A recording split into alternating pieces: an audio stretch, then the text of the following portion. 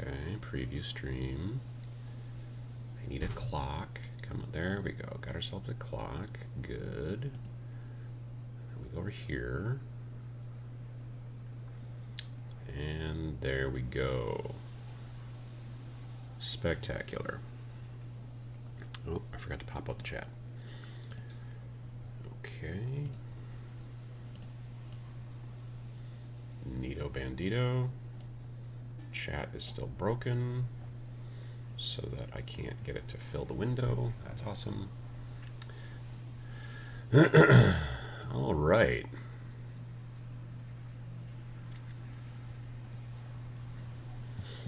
There we go. And I just need to scooch this over. That's good. And boom, there we go. Good morning from a very damp Tabletop Minions World Headquarters. It is 68 degrees Fahrenheit here, and I just looked at my phone, and it is 93% humidity. I think at 100, it's just everything is water, so that'll be fun. I'll just have to grow gills. It'll be awesome. So yeah, it's been it's raining. You can probably hear it coming from outside, along with the crickets and everything else. So yeah, that's where we're at. It's gray and rainy and very, very, very, very, very humid. Let's see here. The chat window is screwed up recently. I noticed this yesterday during the live stream that I did with the Uncle Adam's Irregulars, the $4 level Patreon supporters. If I stretch the window out for chat, it stretches the physical window, but the information only stays up at the top. So I apologize in advance. So today's episode is about looking for your input. I'm going to talk about a lot of other things. I'm going to answer your questions and all that kind of jazz and whatnot.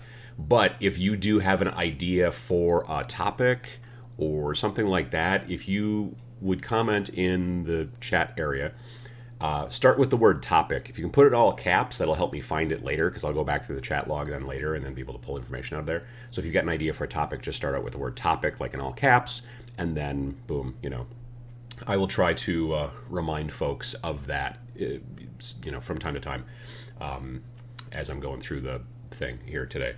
But for those 170 of you who are here already, A, good morning, but B, that's kind of what we want to do.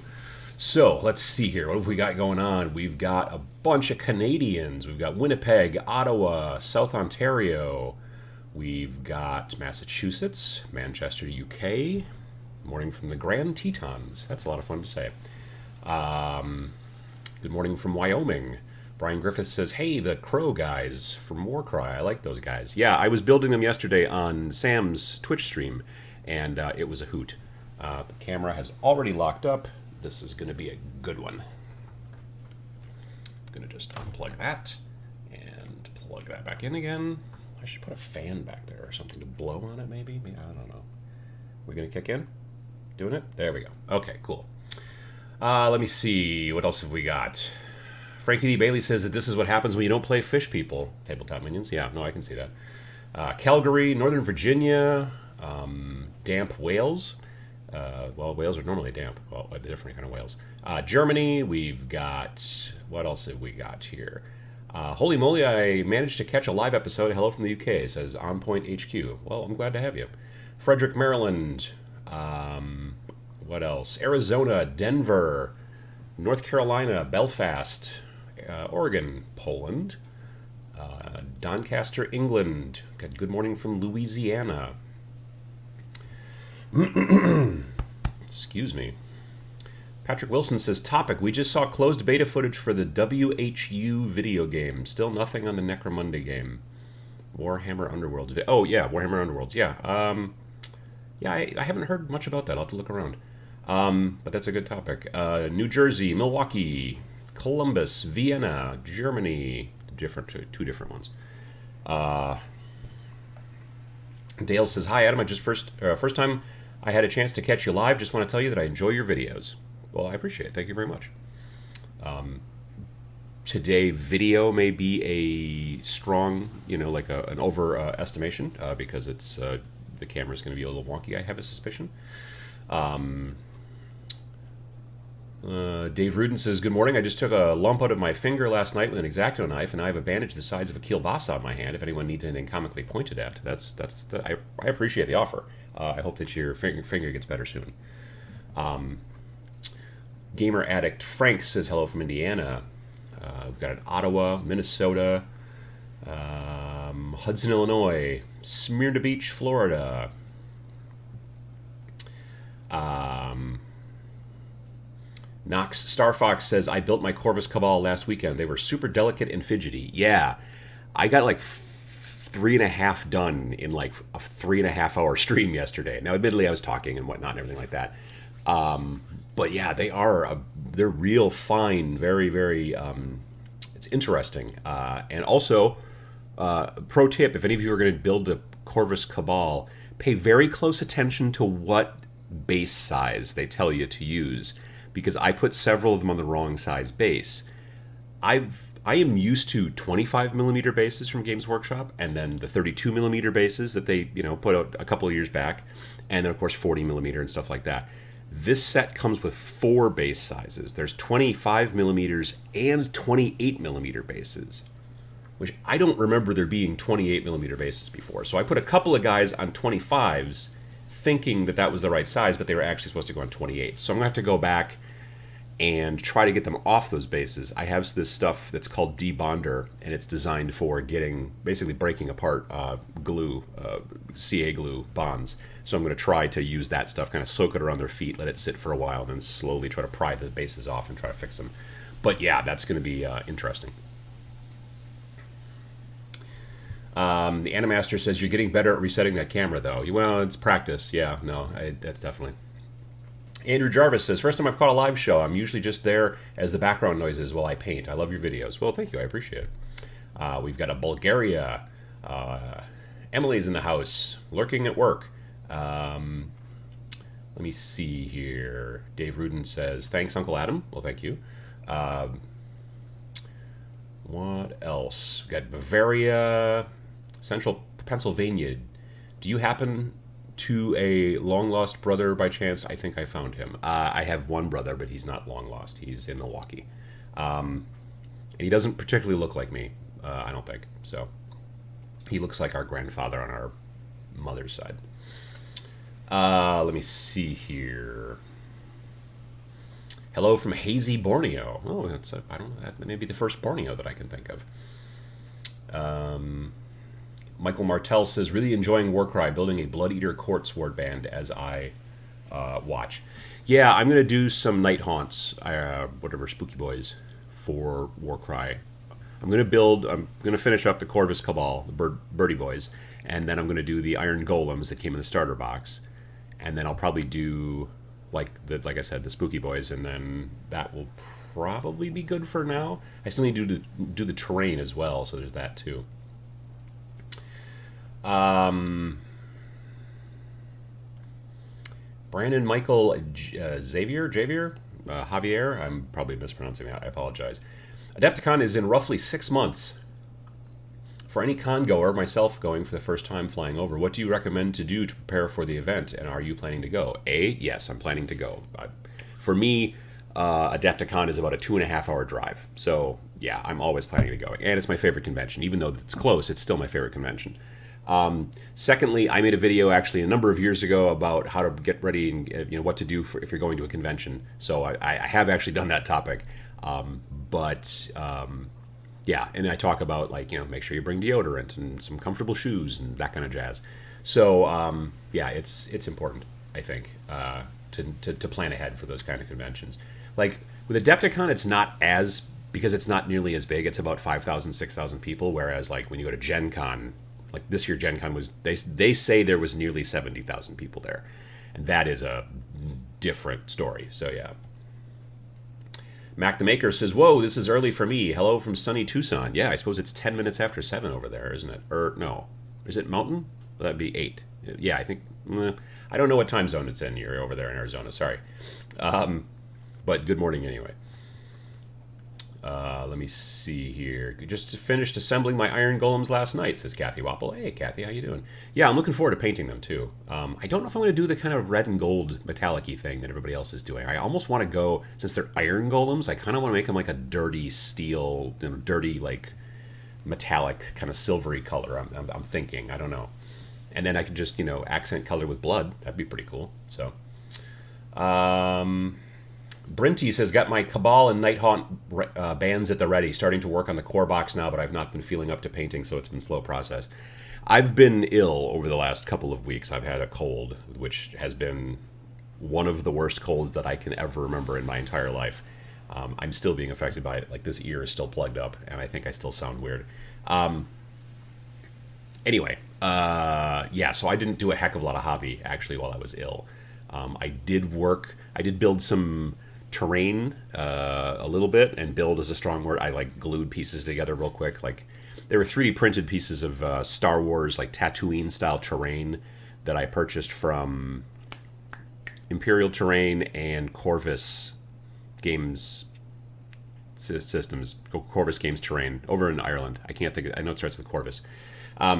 But yeah, so they 3D printed stuff and then mailed it to me, and then but it's in parts, and so you kind of have to glue parts together, and then you kind of have to clamp everything like big, those kind of bar clamps. So I did that. I think I stuck together about 6 of those buildings once I finally started to kind of feel a bit better. That's about it, though.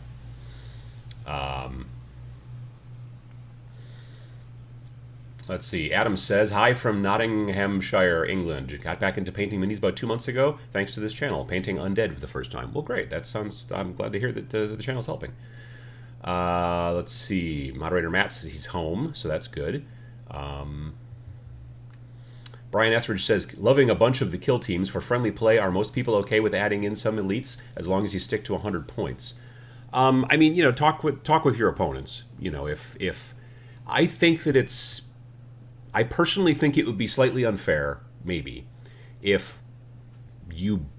one person had an elite and the other person didn't. It might be something fun to test, where, like, well, now that you mention it, though, me and a friend of mine did play. He was running Custodes, and I was just running my normal guard, and we were both playing 100 points. So I didn't have any elites, and he did, obviously, because the Custodes are basically elites.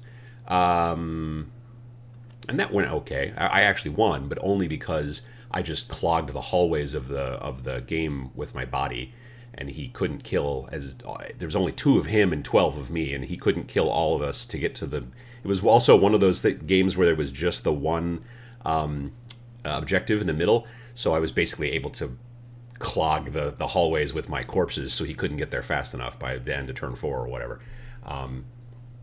Yeah, so that's I think important. But yeah, I mean, it depends. If you guys want to try it out just for grins, have one person have a. But I wouldn't just go, oh, hey, by the way, my only list that I brought has got elites in it, because then your opponent might not like that or whatever. So maybe have a couple of different lists. And the camera locked up again. Son of a gun. All right, we do this. Device is not available. I should make a T-shirt of that. Device is not available. Come on, there we go. Okay. Sorry.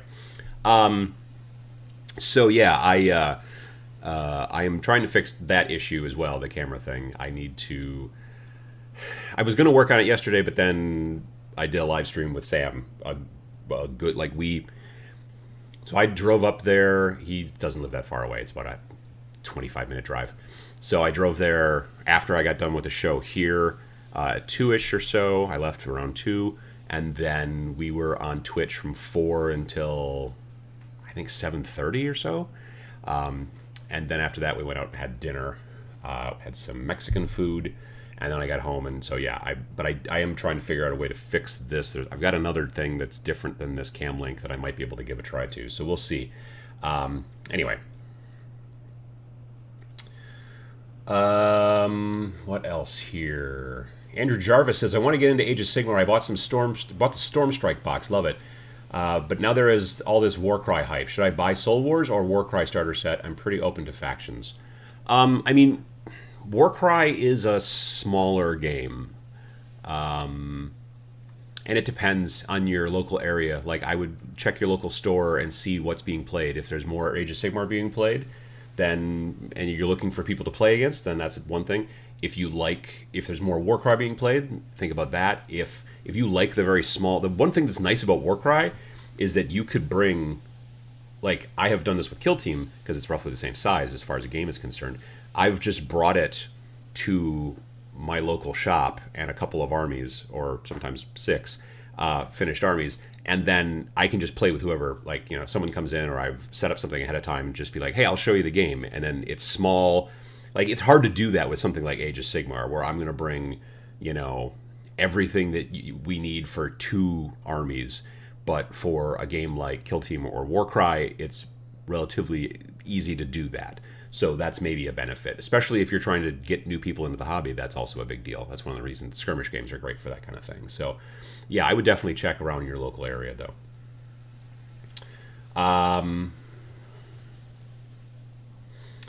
Woodworker says, bought myself a Tau Pathfinder team box, even though I don't play any Warhammer, just to paint them like in a Star Trek Starfleet paint scheme. Well, that'd be kind of fun. I mean, there's a lot of people. I think that sometimes a lot of gamers don't understand this, but there are a lot of people who buy miniatures, whether it's for Games Workshop, whether it's Fantasy Flight, whatever, because they just want to build and paint them, and then just have them like in a cabinet, or just have the fun of building and painting them. Maybe then there are people that just build and paint stuff and then just flip it on eBay. Like, I can't generally sell stuff that I've painted. Like, once I've painted it, I'm like, well, now I don't want to sell it. Even if it's a game that I'm not going to play anymore, or it went out of business, or whatever the deal is, I'm still going to hold on to painted models. I've still got models that I painted years ago from like War Machine, and I haven't played War Machine in forever. But I sold all the stuff that was unbuilt or unpainted or whatever, but I held on to my Khador Warjacks and Sorsha and that kind of stuff. But there are plenty of people out there who just love to paint, and so they do it as a hobby, and then they just flip the stuff and sell it so they can buy more stuff. That's fine too. English Nationalist says, Camlink 4K. This is the original Camlink that's on here, and it used to work just fine. I do still wonder if it's getting warmish, because it didn't do this in the winter. So that's a good question. What I'm looking at probably upgrading to is the full-blown, not the card that goes in your computer, but the external, I think they call it the HD60S. Or I don't know if I have the HD60S or just the regular HD60. But I picked it up for cheap at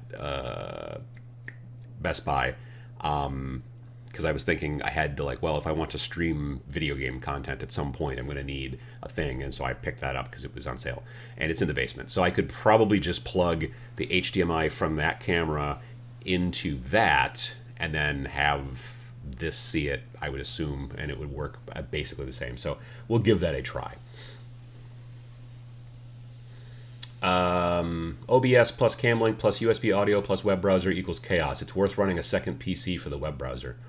Yeah, I could see that too, maybe. I mean, I wouldn't think that, since I'm not running a video game or anything on here, it doesn't seem like the PC has any issue. I mean, it's an okay PC. It's only got 16 gigs of RAM. And I think it's a Core i5, but it's an older PC. But it's still, it seems to be, whenever I unplug and plug in the camera again, everything else is fine. So I'm blaming the cam link, and I'm not really blaming the camera, I don't think. So, but we will see. Newsed, I may have mispronounced that username, I apologize, says builder/painter over here. Yeah, excuse me. There are a lot of people who just build and paint because they really enjoy building and painting, and they're not particularly into the gaming portion, which is cool. I mean, if you're into display painting, I mean, that's basically that in a nutshell, really. So, yeah, absolutely. Let me see here. Torch says, I don't really play anymore either. Like, I certainly paint more than I play, but that's just due to the logistics of, if I'm going to paint all the terrain for Warcry, it might take me 20, 30 hours or less, depending on how fancy I want to get with it. But then, I'm only playing Warcry maybe 2 hours at a clip, so it's going to take me some time to kind of make that time back up again if we're actually sitting down and trying to compare time, that kind of thing. But yeah. The Lukester says, I build them and my wife paints them. Neither of us have ever played. We've done this for about 20 years. Well, that sounds like a lot of fun.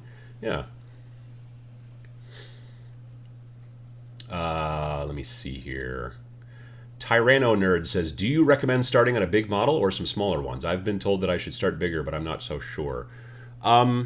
If you're just getting into painting, I would say that your best bet, honestly, is to start either with models you don't care much about, like maybe some used models that you bought on eBay, or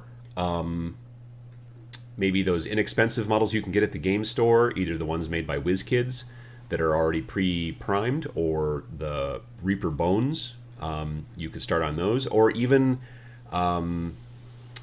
you can start on like plastic army men that you get like at the department store or the grocery store. You know, prime them with a rattle can, and then just start practicing on those and see what you can do. I mean, they're not high quality models, obviously, but you can still practice like staying within the lines. I want to make sure the face stays in the face area, and I want to make sure that the helmet stays in the helmet area as far as the colors and things like that. And that kind of stuff, because then you're not concerned about like, oh, I'm going to ruin this model that I spent a bunch of money on from Games Workshop or from, whoever. Like, I would never tell a person who's just getting into the hobby to start by painting like a 75 millimeter bust or something like that. Like, don't, like you spend like $120 on some like super fancy like display piece, and that's not a good starting place. I'd tell you to start on stuff that you're not super concerned about. Buying used stuff on eBay. Like if you're thinking about, let's say, playing Eldar, go on eBay and find some used Eldar, and then either start practicing by learning how to strip paint off of them, which is not that hard. I've done videos about that. Or just paint over them, you know what I mean? And then just kind of see like, oh, okay, that's how I, because there's so much to painting, like just understanding how your brush works. Like you'd think, oh, it's a brush. You just, there you go, done. But there's actual like understanding like how much paint you want on there versus how much paint you don't. You don't want to dip your brush too deeply into your paint, because if you get paint up inside the ferrule, I think I've got a brush over here. It's just outside my reach. There we go. So, I've given myself a cramp.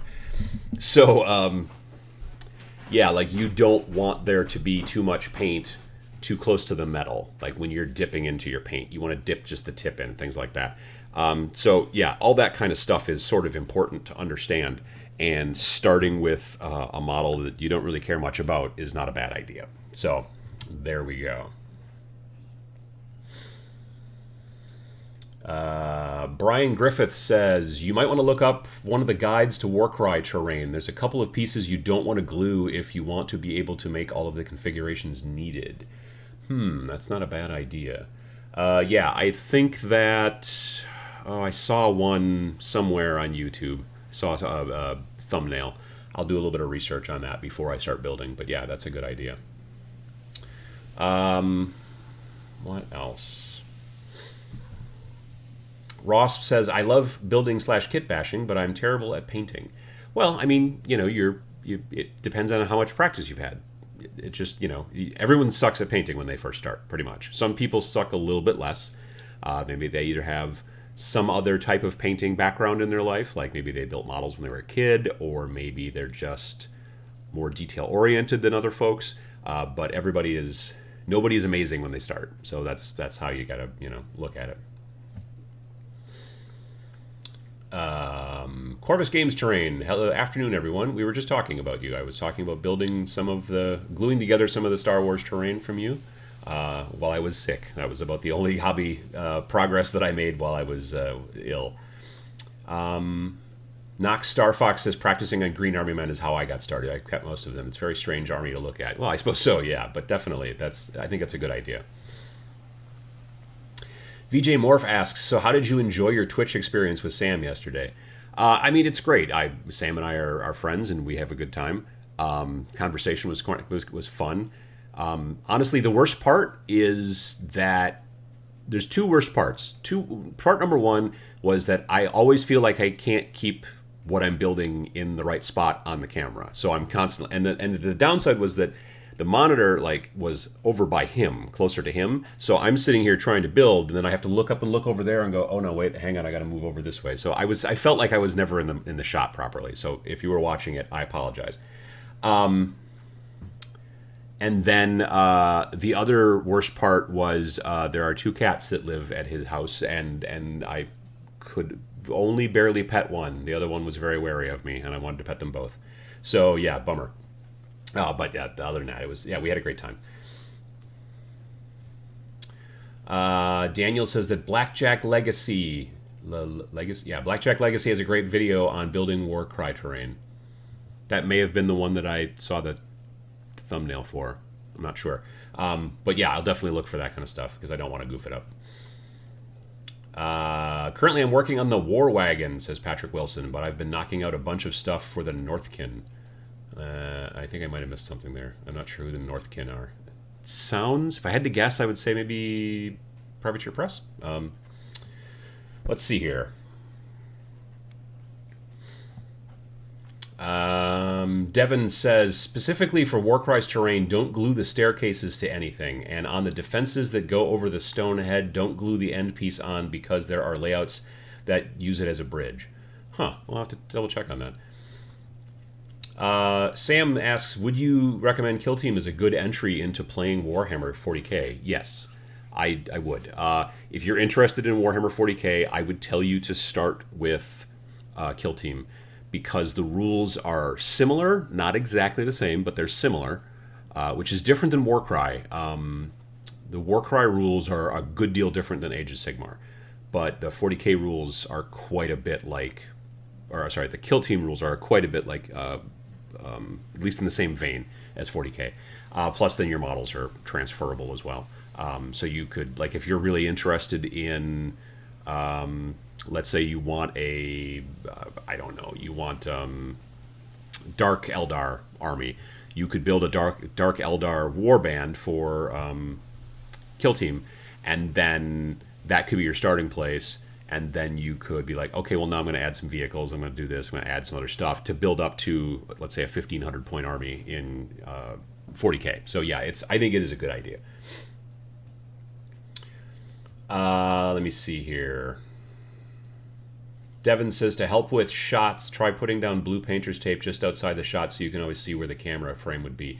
Yeah, no, I had the cap to my my X-Acto blade, which I was trying to set down on the ground, not on the ground, but on the tabletop, like where I should try to keep my model. Like if I keep my model above it, then I should be properly in the shot. But two things. Number one is I would just over time kind of start to wander. This is one of the reasons why I don't paint or build on a live stream. If any of you have ever watched the very, very first live stream that I ever did, I think, or one of the earliest ones, I was trying to build plague monks, the little Skaven dudes, and I can't talk and build and read chat all at the same time. I'm just not built for that.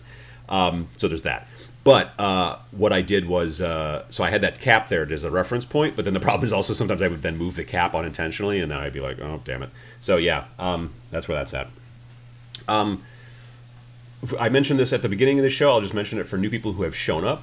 And so one of the things I said in the title card is looking for your input, and I'm looking for topics for potential upcoming videos, potential live streams, things like that. So if you want to put something in the chat and you want me to be able to see it about an idea for a topic, if you could put the word topic in caps at the beginning and then say what the topic is that you'd like me to maybe look about, throw that in the chat and I'll be able to look at it later on, now that YouTube allows you to see the live chat like later. Like, 'cause when I first started doing this, the live chat disappeared after the video got done being live.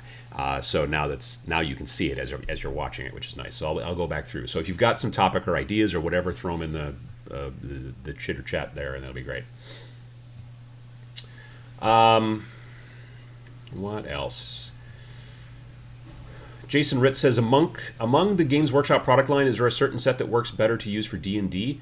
I mean, you can definitely find D&D style characters in the Age of Sigmar stuff.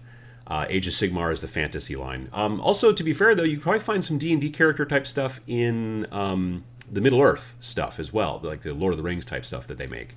So both of those would work well, I think, for D&D if you were interested in that kind of jazz.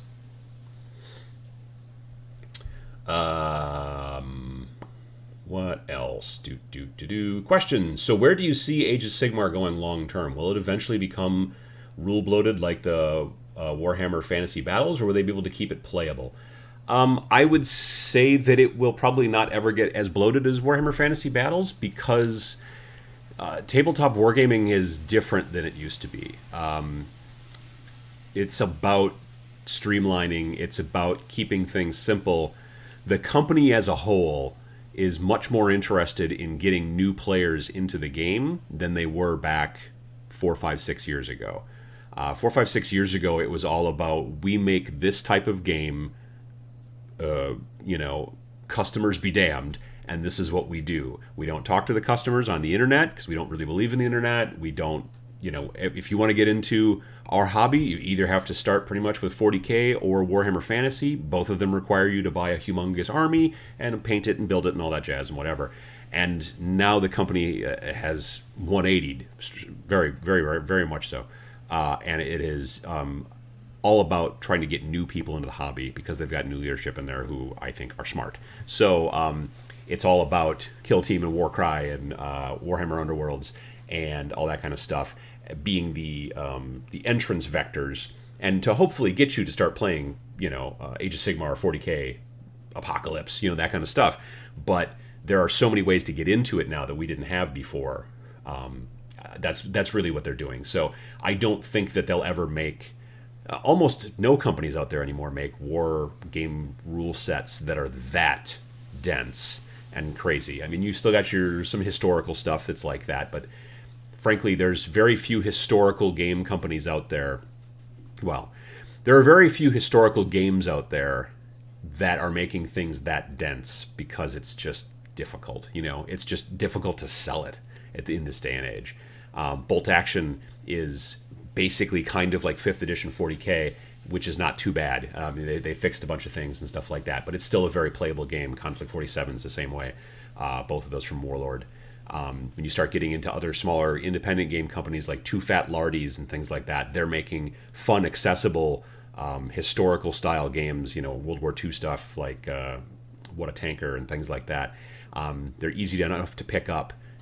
They don't make them like Battletech, I would still say, is a very crunchy game.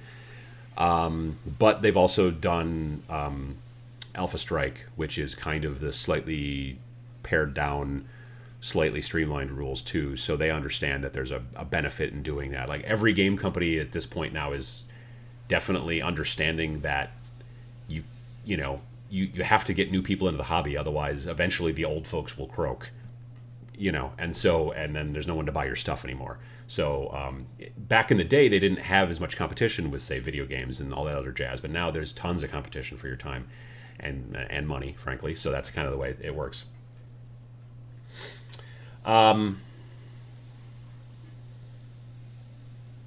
JP Got Rocket says, the internet is just a fad. Tom Kirby, 2005. Well, yeah, that was kind of the way it worked. So yeah, and now you'll look at them and they are killing Twitch. They're just killing it on Twitch. And they are probably about to become the biggest wargaming YouTube website or YouTube channel in the world because they are catching up to mini wargaming. So yeah. So that'll be cool. 01 Horns fan says, remember when Night Vault came out and people couldn't stop calling the system Shadespire? I think people have finally gotten comfortable with Warhammer Underworlds as a name instead of Shadespire for the whole system. Excuse me. I apologize. That's kind of a marketing thing. When you first launch a game and then you call it Warhammer Underworld Shadespire and refer to it as Shadespire a bit, and then later on go, okay, well, there's a new version of the same game, but it's called... You're going to get people referring to it as Shadespire. I still hear people referring to it as Shadespire when they're like, hey, you want to play Shadespire? You mean Underworlds? And that's a tough one to do. It's marketing folks like to sometimes paint themselves in a corner, and I can say that as I am a marketing folk. But yeah, thinking ahead sometimes is also sort of important. But I'm glad that finally now people are kind of understanding, especially now that Beastgrave is coming out. I've been saying it wrong a lot. And yeah, but now that Beastgrave is coming out, and now that's basically the third season, that's, I think, hopefully people are now like, oh yeah, it's Underworlds. And then, there you go.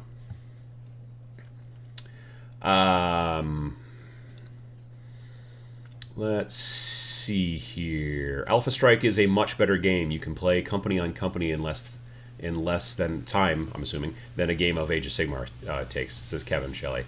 Yeah, I really do want to play Alpha Strike. I want to play a demo of it. I would have bought it at Origins, but they had the books finally, and they didn't have them on the first day of Origins. I think it was the second day they finally showed up in the mail. And they had the books, but they didn't have any of the models, really. Except for, there was, one set of models you could buy that it wasn't... It was very confusing, and I was like, all right, fine. So I didn't buy it. Because then they were going to have the Kickstarter, and they were going to release more models, and so maybe in January 2020, they will have all their stuff together, and maybe I can buy it. And because I want people... If you're interested in Battletech, I want to talk about the beginner way to get into it, and I don't feel that regular Battletech Classic is super friendly to beginners, in that I played it back in middle school when it was admittedly just a touch crunchier, but not a lot crunchier. I mean, Battletech Classic is still, a 3 years ago at Gen Con, I thought, I'm going to play a demo of Battletech. They have these demos at Gen Con, and I want to see how different the rules are. So I sit down at this demo table, and there's a whole bunch of people, and it's all these one-on-one little maps, or 2 foot by 2 foot, or maybe smaller, and you're just playing against another person. You got one mech versus one mech, and the guy's walking up and down and explaining how the rules talk, and he's got a whole bunch of us at this table. And it turns out the other guy that I'm playing against, he also used to play it back in the day, and also wanted to see what the changes are. And by literally the second turn, we're like, we remember all of this. This hasn't really changed much at all. And we started playing ahead, and the guy's like, what are you guys doing? And we're like, we know the rules, it turns out, and so... Yeah, I just wish that it was a little bit... Well, I made a video about it. I honestly get most of my Battletech fix these days on the PC, which is weird because I don't play too many PC games. But Andra says, hello, Uncle Adam. What do you think about pre-painted miniatures? Is it the future of your hobby? Your thoughts? Actually, I made a video about that. Pre-painted miniatures. I don't know that we're going to see... I mean, we see it with X-Wing. We see it to some degree with Armada, also a Star Wars game. You see it obviously with HeroClix. You're starting to see Reaper... No, WizKids. Sorry, you're starting to see WizKids getting into some pre-paint models. And you're starting to see it... You still see it with Dust, actually, a little bit. You can pay more to have certain models. They will either come primed in a certain color... So you can do the rest of the paint on the top if you want to, or you can pay a whole bunch more and have pre-painted ones. I don't know that it'll become the future of it because I think companies like GW, and number one, it's really hard. You basically have to pay somebody else to do the painting. You can't, there's certain things you can do with a machine a little, but not a lot. So that's a thing.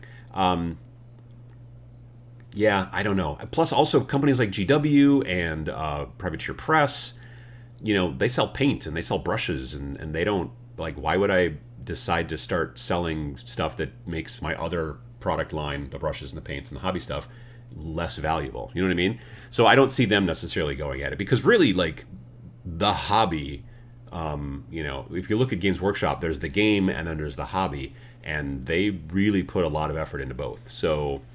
I don't know that that's the case. But with some companies, obviously, it's already a thing. Like I said, X-Wing, Dust, you can, I don't know, I don't know how much more expensive the pre-paints are for Dust, but they do look nice, too. They're not just they're not like HeroClix where you're like, that doesn't look all that great. But, yeah. Let's see here. No one would design a game like Battletech today. It turns out that we've learned a lot about game design since the 80s. That's probably true, I think. Yeah, I could see that.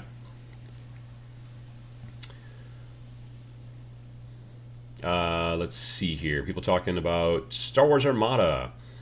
Even in Star Wars Armada, I stripped what I could and I painted a ship with my own color scheme. Yeah, oh, absolutely. People do paint, do repaints of X-Wing stuff and Star Wars Armada stuff. I've seen some amazing looking repaints of the X-Wing stuff. It's a lot of fun. I think if you're into that kind of thing. I've never repainted any of mine because I was always just sort of fine with the paint jobs. They looked, I mean, they look right for the game. They look what I remember from the movies and stuff like that. So I was like, yeah, these are fine. But there were plenty of people, I saw people that would take the Millennium Falcon apart, like pop it, because it's kind of hollow inside, and they could pop it apart and put lights inside and stuff like that, so the back, that would light up blue or whatever, like it's like the engines are working and junk like that. And so that's a lot of fun. But yeah, I you're always going to have, even in pre-paints, you're going to have people who are going to repaint them. People do that with hero clicks, and those models don't have a lot of detail, but there are still people who want to do the repainting, so that's cool.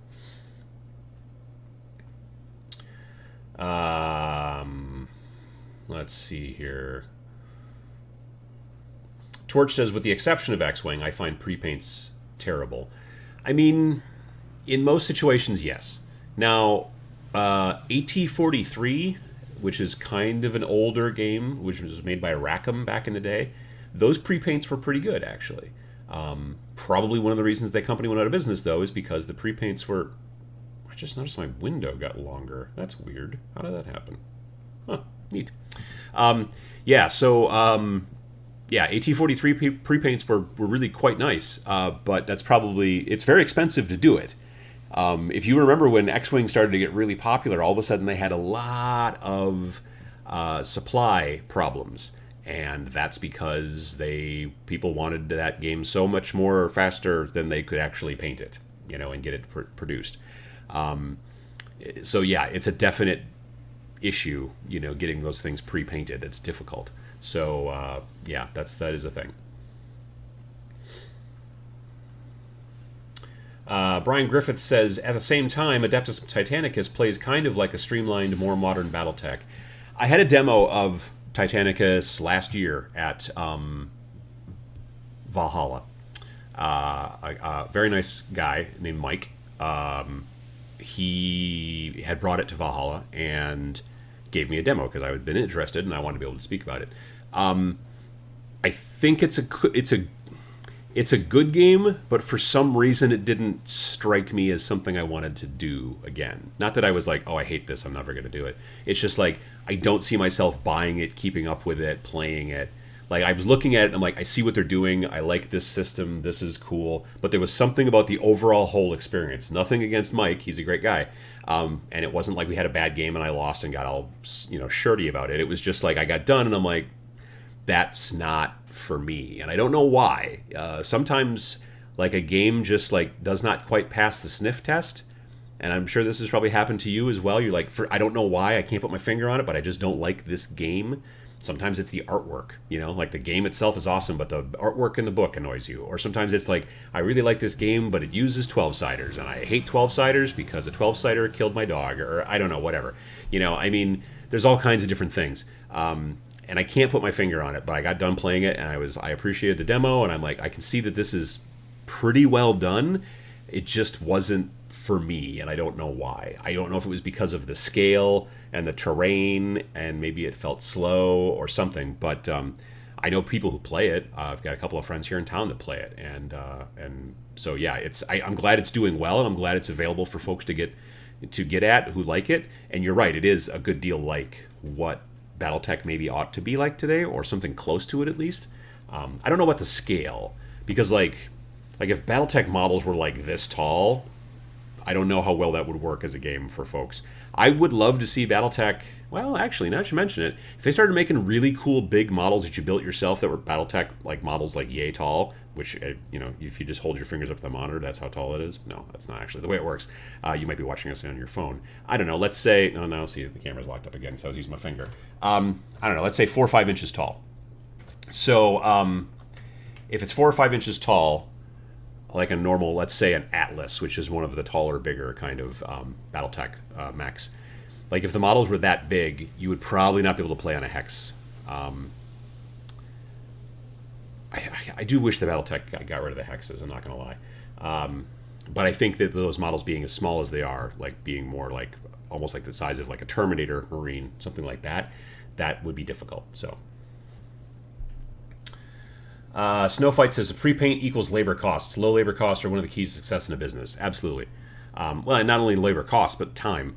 Like, punching out a bunch of sprues from a machine, from the molds that you've had built and made and machined and all that stuff, which are admittedly quite expensive, but once you've got them, you've got them. and then you're cranking out, every time that mold kicks out another Rhino, like Space Marine Rhino, the actual per unit cost is incredibly low if you don't take into consideration how much money it costs to make that mold in the first place. If you take that out of it and you just go, this is how much time the mold used and how much wear and tear it might have taken, and this is how much plastic we used, the kit itself might cost a nickel. You know what I mean? Or maybe every sprue costs about a nickel, maybe more. I don't know. But it's quite cheap. But when you look at how it cost $50,000 to make that mold, then that's a different story, and you have to take that into consideration as you put that into your costs. Anyway, if you then also have to have the models put together in some fashion and have somebody paint them, even if they're using some automated machinery, like if you looked at I used to play a pre-painted game that was made by Wizards of the Coast, and it was a Star Wars miniatures game, and you bought like a box and you didn't know what was in there, it was random pack and all that stuff, but you would get like a Boba Fett and he would have like the Mandalorian symbol like on his like armor. Well, that was not hand painted. That was like one of those little foam kind of like stamp things that they do for like if you want to put like your logo on a golf ball, that kind of stuff. You pay some company and they put your logo on a golf ball. They use a foam stamp kind of to do that because it's a weird rounded bumpy surface, that type of thing. They do that with very tiny little ones to put the icons on, like, because they're not putting water slide transfers on every Boba Fett. They're just like going boink, boink, boink, and they're just poking it on his chest. Some automated systems like that speed things up, but you can't do it for everything, so it still takes a ton of time. And also you have to pay those people, so it's also money. I have to cough again, I apologize.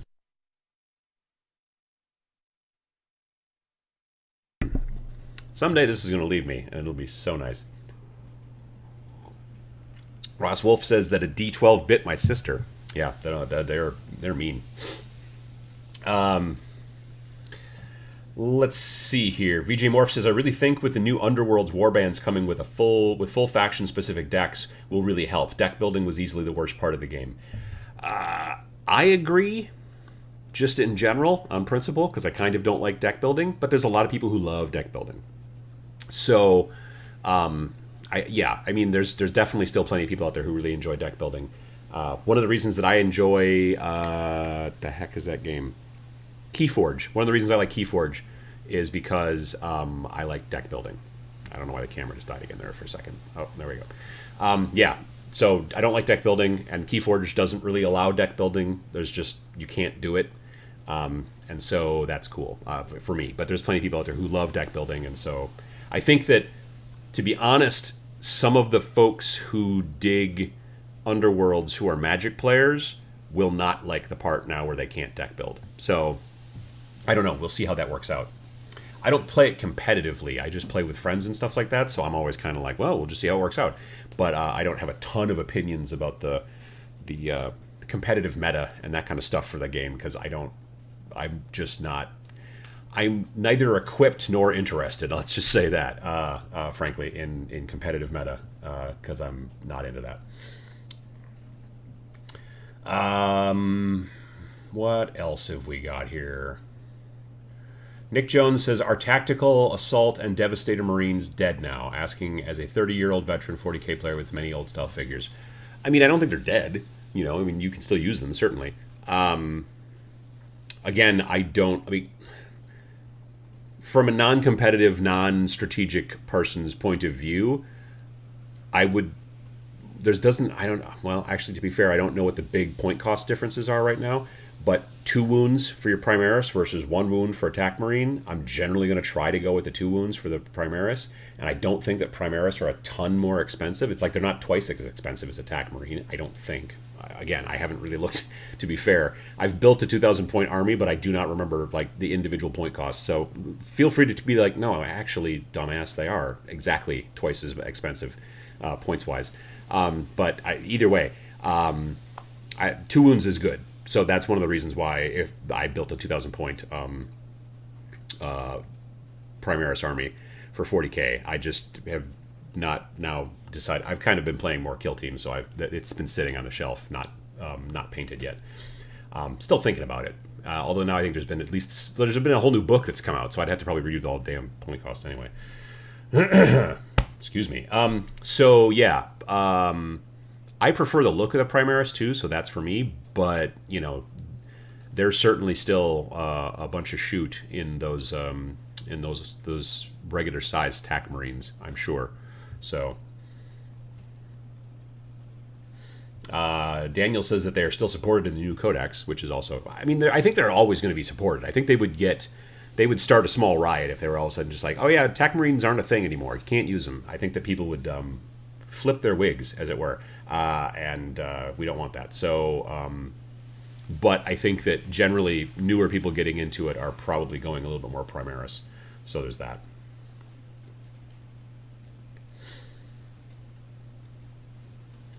Let's see here. Snowfight says, wait, Shadespire is changing the deck building process? And VJ Morph says, oh, you can still deck build, just now you have a way to not have to if you don't want to. Like, from what I understand, it's something to do with the new Beastgrave stuff, where the deck building it's not a necessity, I know that they've changed a couple of things here and there. I mean, in the competitive actual rules, like if you're going to be going to tournaments and stuff, there are certain cards that are disallowed now, and there's other cards you have a limit of how many times you can take it, and this kind of thing, and all that kind of stuff. I don't generally pay attention to all that stuff. I mean, I'm still with the original two armies or war bands that came in the original Shadespire starter, the Storm Bros and the not Storm Bros, the Chaos guys. I still am using the base decks that came with them, because like if you look at like the original starter boxes, and it's even in the new in Beastgrave, there's 3 decks of cards. They're like, here's the deck for the goat dudes, here's the deck for the elves with goat feet, and then here's a third deck, which it says right on the top, don't open this until you've played these 2 decks for a while. And this is basically, and then you can take this deck and sort of mix it in and do some deck building that way. But it's differently handled, and I'm not completely clear on it. I need to probably do a little bit more research on that. So, yeah.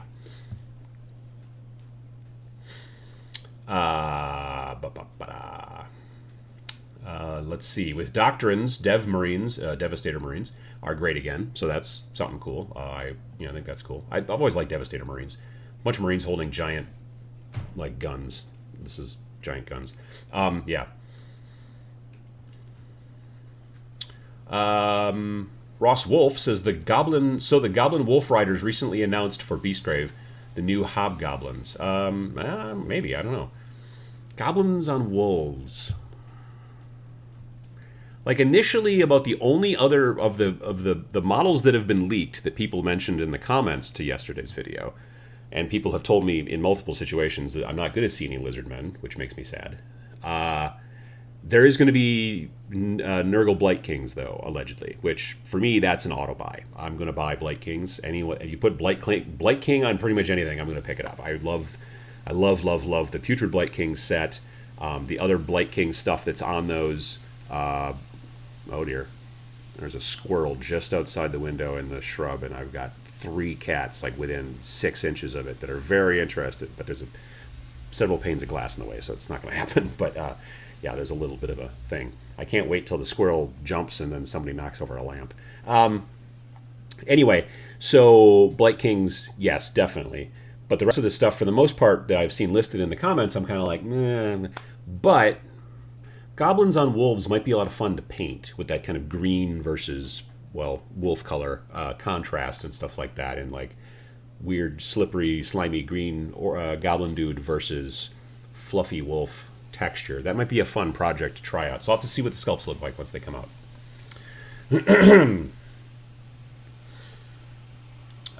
Let's see here. Gaddis Gaming is in the house. Hey, Gaddis.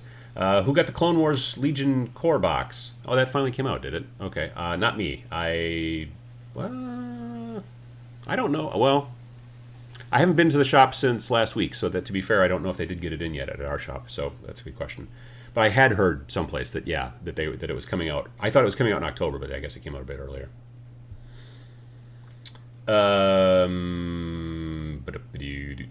What else we got? Those Goblin Wolf Riders are sick. The wolves are great sculpts. See, I haven't seen anything yet. I'll have to keep an eye out for that.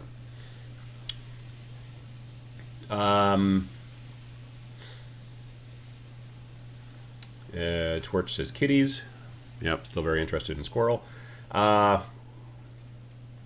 Michael Strange says, we'll build and paint the Gregor Eisenhorn mini when I'm done. I have that mini, but it's like it's not exactly fine cast, but it's still resin, and it makes me a little wary. I have the the female commissar, Severin Rain, I think her name is. I've got her too, and she's also in that same kind of resin. I don't know.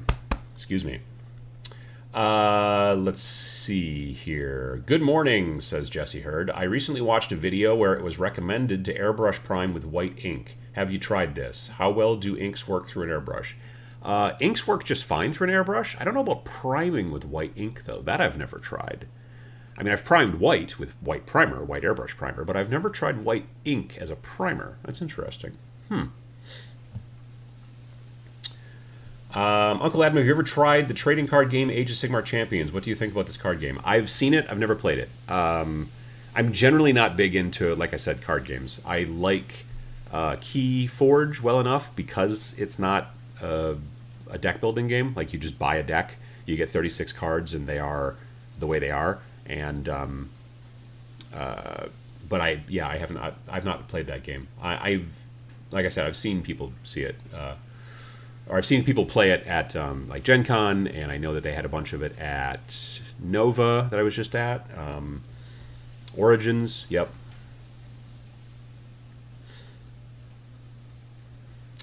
Let's see, Twerch. I ordered one, so I don't know if my Clone Wars box is at the shop or not yet.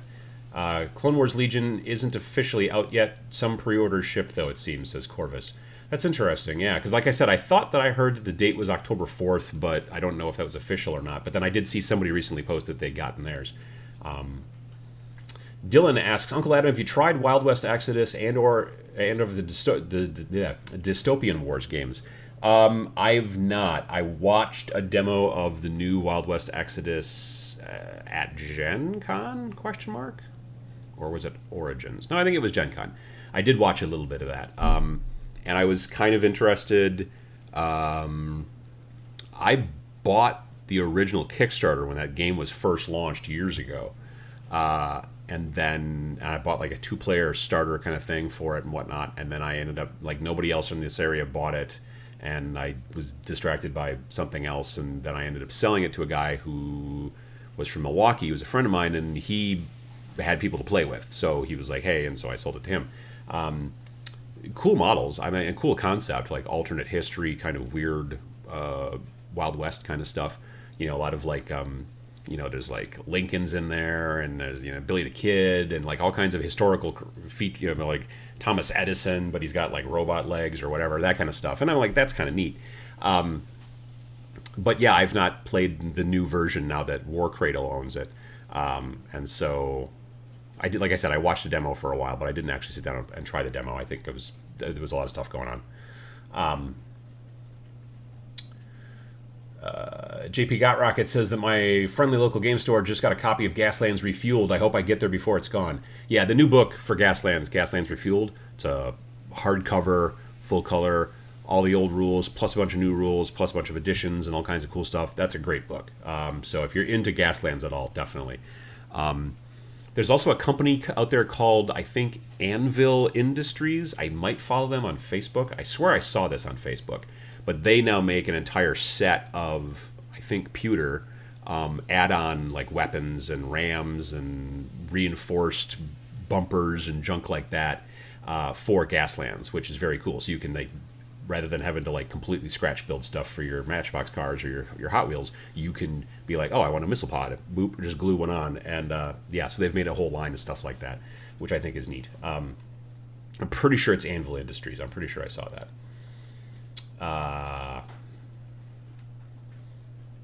People talking about using white ink, people using it for Zenithal. Now, that makes sense. Like, I could see using like a black primer and then Zenithal white, because honestly, the issue that I've had generally with like, I can take black primer, like I generally use Vallejo surface primer, and if I take that stuff, put it directly into my airbrush and prime with it, no problem, great, don't have to do anything to it. White primer, exact same company, Vallejo surface primer, has a tendency sometimes to dry on the tip, and then it starts to get a little clogged and stuff like that on my airbrush. And so, and I believe that I've had explained to me before that that's kind of just the issue with white paint in general, because the actual size of the pigments is larger. There's just like no way to make it white without having larger pigments to some degree, and so that's an issue. So now I have a tendency to throw in some flow improver when I'm priming white, but I prime white so infrequently that I don't run into that problem. But that all being said, if you were trying to do a black and white zenithal, doing a black primer, waiting for that to set up, and then doing white ink, that might be kind of cool. I could see that. I should look for some white ink. I'm betting I could get it at... I wonder if I could get it at the art place downtown. I'll have to check. Kathy says that the old Wild West Exodus was so much more of the historical West in the Weird West sense. The new one has mostly done away with that. Oh, that's a bummer. It's like a different game with the same name. You know, to be fair, I did notice that there were aliens now in the new game. So yeah, I guess that's... I suppose that makes sense. What else? JP Got Rocket says Clown Wars. I would not come within 50 feet of that one. Not a fan of clowns. They'd be freaky. Yeah, no, I would not play Clown Wars. That would be terrible. Clone Wars. That's, well, yeah. I'm mainly sticking with regular, like the original, what do they call it, the Galactic Civil War. That's kind of what I'm sticking with, just because I've already got an 800-point Imperial Empire list painted. I've got a whole bunch of stormtroopers and all kinds of jazz. I did just pick up, actually, this week. These are fleet troopers for rebels, so I'm going to add some of these guys to my rebels once I start working on them.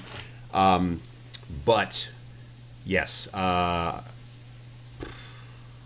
but Clown Wars I would definitely stay away from. That sounds scary. I don't like that. Let's see here. Sijad Elstad. I'm pronouncing that incorrectly, I'm sure. Excuse me, I got a cough.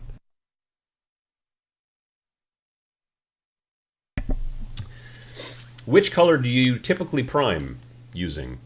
Well, I don't have a typical color, as it turns out. I find, and I taught a couple of classes about this actually at Nova. I taught 2 classes about how to cut corners and get stuff painted faster. One of the big first steps is to prime with a color. So in most situations, I don't prime black or white. Sometimes I do if I want to do that zenithal thing. I'm going to be painting with a bunch of glazes, but a lot of times I'm painting models that all kind of have a sort of similar theme, even if it's a small skirmish list of, like, say, Death Guard or Tyranids or something like that for Kill Team. Like, my Tyranids have all been primed kind of a tan color. My Death Guard were initially primed a green color, which was one of the camo colors from Krylon. I don't know if it was the darker one or the lighter one, but there's 2 greens, there's 2 tans, there's a black and a dark brown. That's the entire line. It's 6 colors. And you can get those rattle cans at, like, Walmart and, I don't know, Lowe's, and they're made by Krylon. And but they also, Rust-Oleum makes a set too, but they're slightly different, but they're not bad. I prefer the Krylon. Anyway, so with the Death Guard, I primed them all in green, and then I dusted them from above with tan, which normally you wouldn't do. You wouldn't normally go from a warm color to a cool color like that, but because they're Death Guard and they're supposed to look weird and sick, kind of, I thought it would turn out cool. And they were fun. They're a lot of fun. But yeah, generally these days, if I can, I try to prime with a color. So if I'm painting Adeptus Mechanicus, which I'll be doing eventually, they're built, they're just not primed yet. I bought red airbrush primer from Vallejo. If I ever actually get my Space Marines done, I've got blue airbrush primer from Vallejo. I've got dark brown airbrush primer from Vallejo. I've got bone color airbrush primer from Vallejo. But you can also find rattle cans that'll do most of that same stuff, like from the Army Painter. Army Painter makes an entire line of spray primers in all kinds of different colors. If you can prime in a color, like if your model is going to be specifically, like if you're doing Dark Angels, they're mostly green. Okay, cool. Prime in green, you know what I mean? So yeah, I do generally try to do that because it just helps save a step. I've had people ask me before, like, hey, I'm going to be painting these guys. Should I prime them in black or white? And I'd be like, actually, you should prime them in bone because they're skeletons. And don't prime them in white or black. Just prime them in, like a tan color and then throw a sepia wash on there. And then once that dries, do a bone color dry brush and boom, you're done. Then start working the details and the swords. That kind of stuff can help speed things up a lot and get things on the table quicker. So yeah, definitely. I mean, like, these Corvus Cabal guys, these birdie dudes here, there's a lot of skin on those dudes, so I might try to prime them something closer to skin tone, but probably. But on the other hand, I also might try to prime them dark, like almost black, and then paint up the skin tones if I want them to be a little spookier, a little bit more goth, if you will. So yeah, that's kind of what we're going to do. That I definitely think it's a good idea always to do that kind of stuff. Always try to prime with a color that's going to take care of a lot of the painting for you. Or two colors. If you're painting, like, let's say, a bunch of blood angels, you could prime them black first, and then dust them from above real heavy with red, whatever red you're going to use, and then you've got like a little bit of almost fade because you're getting, like, the black is still in the underarms and between the legs and kind of below the gun by the tummy on your Space Marine and stuff like that, but the rest of them is red. So now it looks like you did a bunch of like wet blending to get it so that it fades from shoulder pad down to under armpit. And actually what you did is you just use 2 rattle cans, not at the same time. That would be weird. But you painted it all black and then dusted them from above at about a 45-degree angle. I don't have a model sitting right here right now. But if this, you would be kind of coming at it from this angle all the way around. You know what I mean? Because if you prime it and dust it from above, then the red hits, if this is the case. If you've already primed it black, then the red hits the top, it hits the sides, but it doesn't get up underneath and stuff, and that builds shadow. And it's a really super simple, quick process. I did a video about it called something rattle can tricks, and it's the way to go, in my opinion.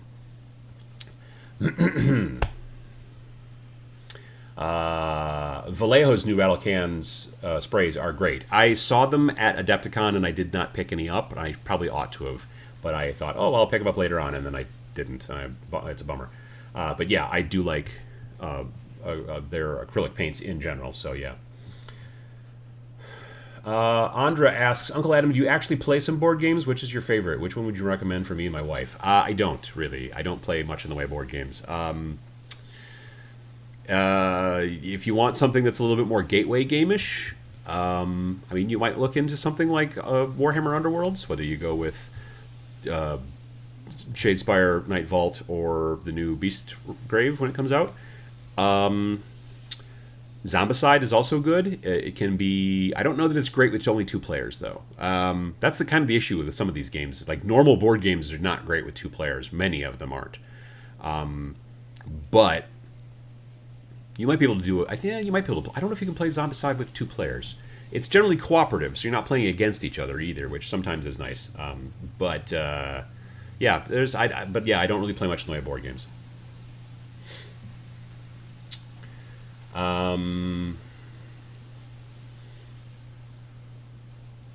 Mike G says, I remember you picked up a Kings of War Vanguard book somewhere. Have you had time to play it yet? No, I've leafed through it some, paged through it a bit, and I have not, but I've not had any kind of chance to play it. Like, I don't have any models, really. What I need to do, first of all, is try to figure out, like, what kind of models I could use that I've already got, and try to, like, just try out the rules and stuff like that. But yeah, I have not yet so far.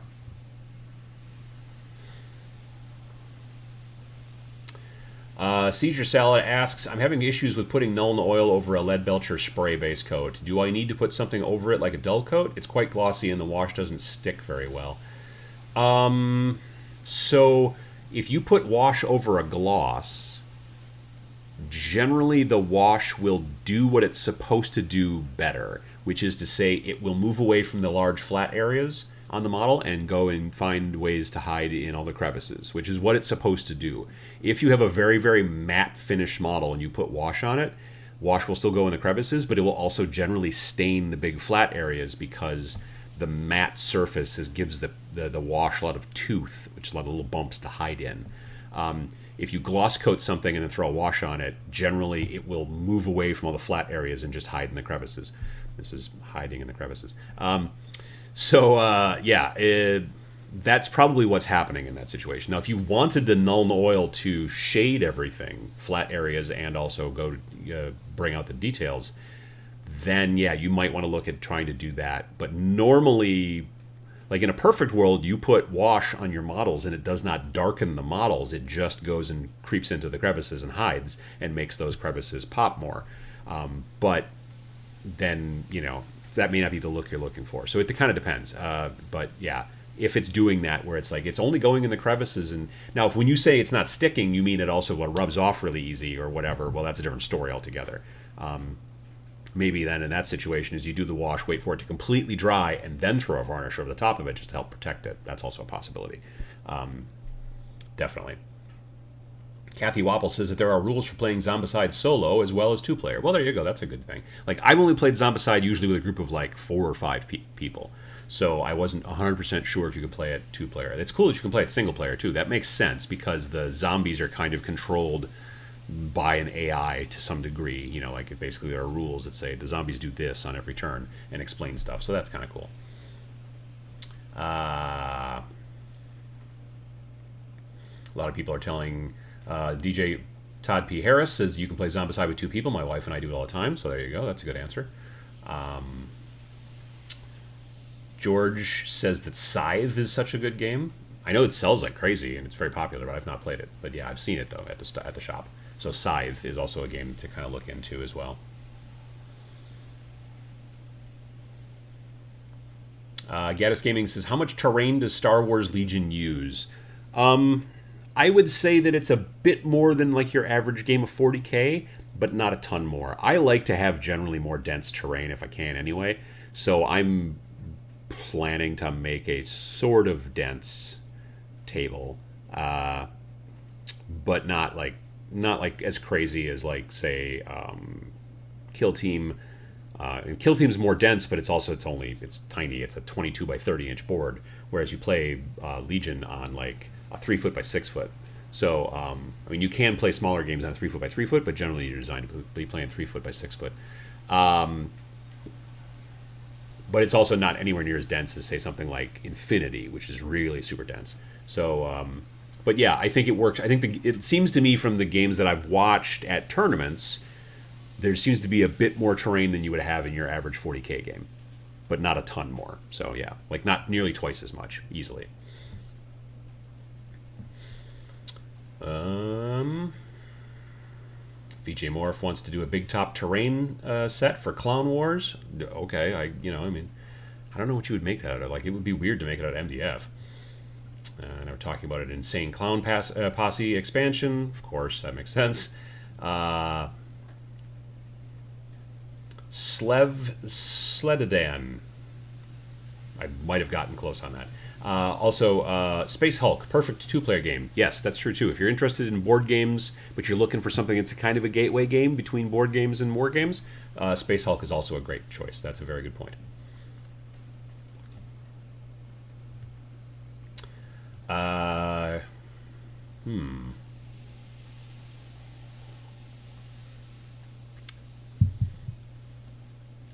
Rangers of the Dark Keep, or whatever it is called, is solo, right? Or can be. Rangers of Shadowdeep, yes. That can also be played solo. Yep, definitely. John Ashley Smith says... Oh, no, responding to somebody else. VJ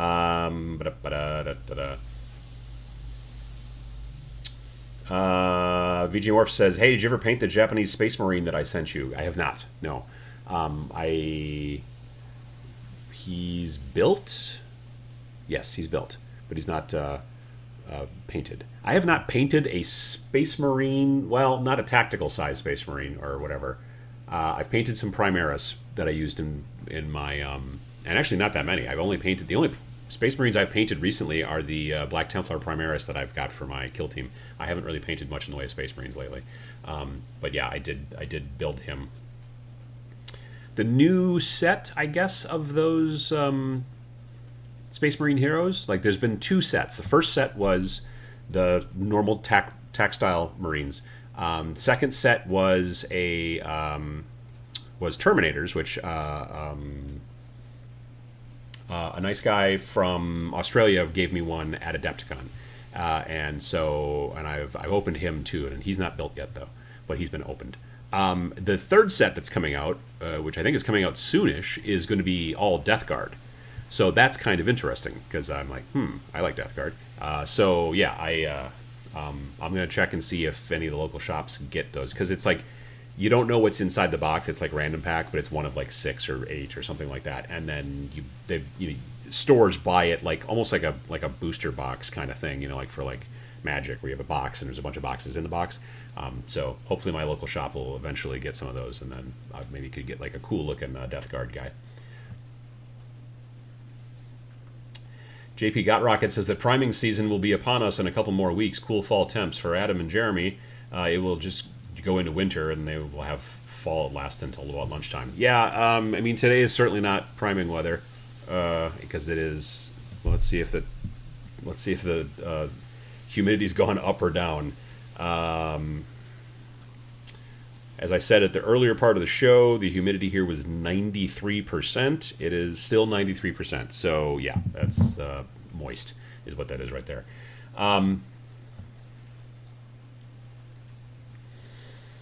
What else? Daniel asks, have you ever played Malifaux? Do you think it's a good alternative to Warhammer? I have played, but I have not played the new edition. They are now in 3rd edition, but I have not played 3rd edition. I think it's a really cool game.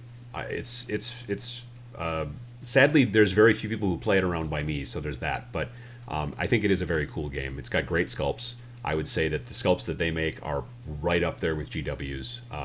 Really, really quite good. Very, like, there was some conversation during the live stream with Sam yesterday that building these bird boys here, these Corvus Cabal, reminded me of building Malifaux guys, because there were some really small bits. If you look at that guy, or maybe lady, I'm not sure, in the middle there, that bird like beak on the face, that was a separate piece.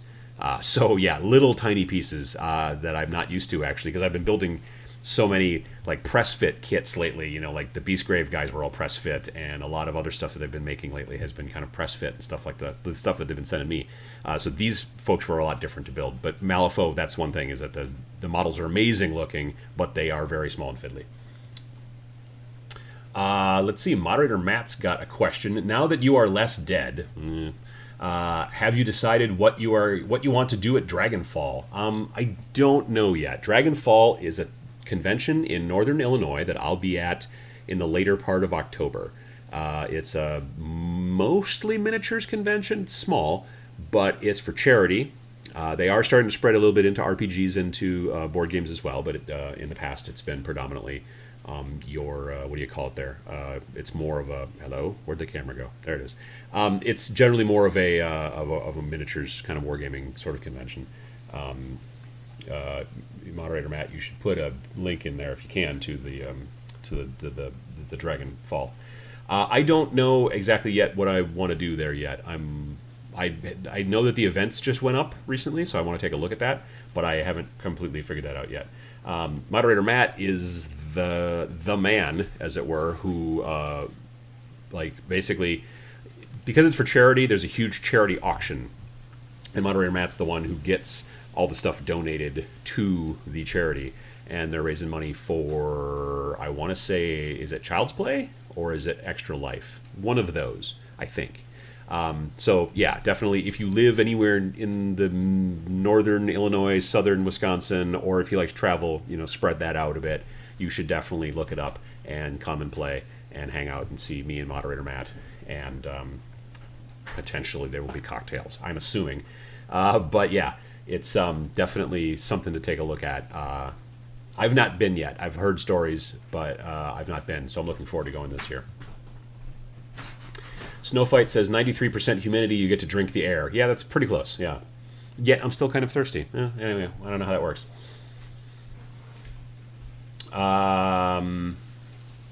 Trey Baker says, I will never forget trying to get the antennas glued onto the heads of my Pan-Oceania Infinity guys back in the day.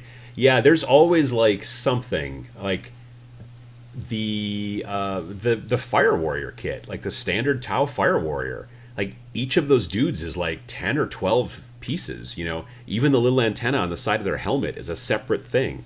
And so, yeah, sometimes that can get real squirrely on you, and can be kind of a pain.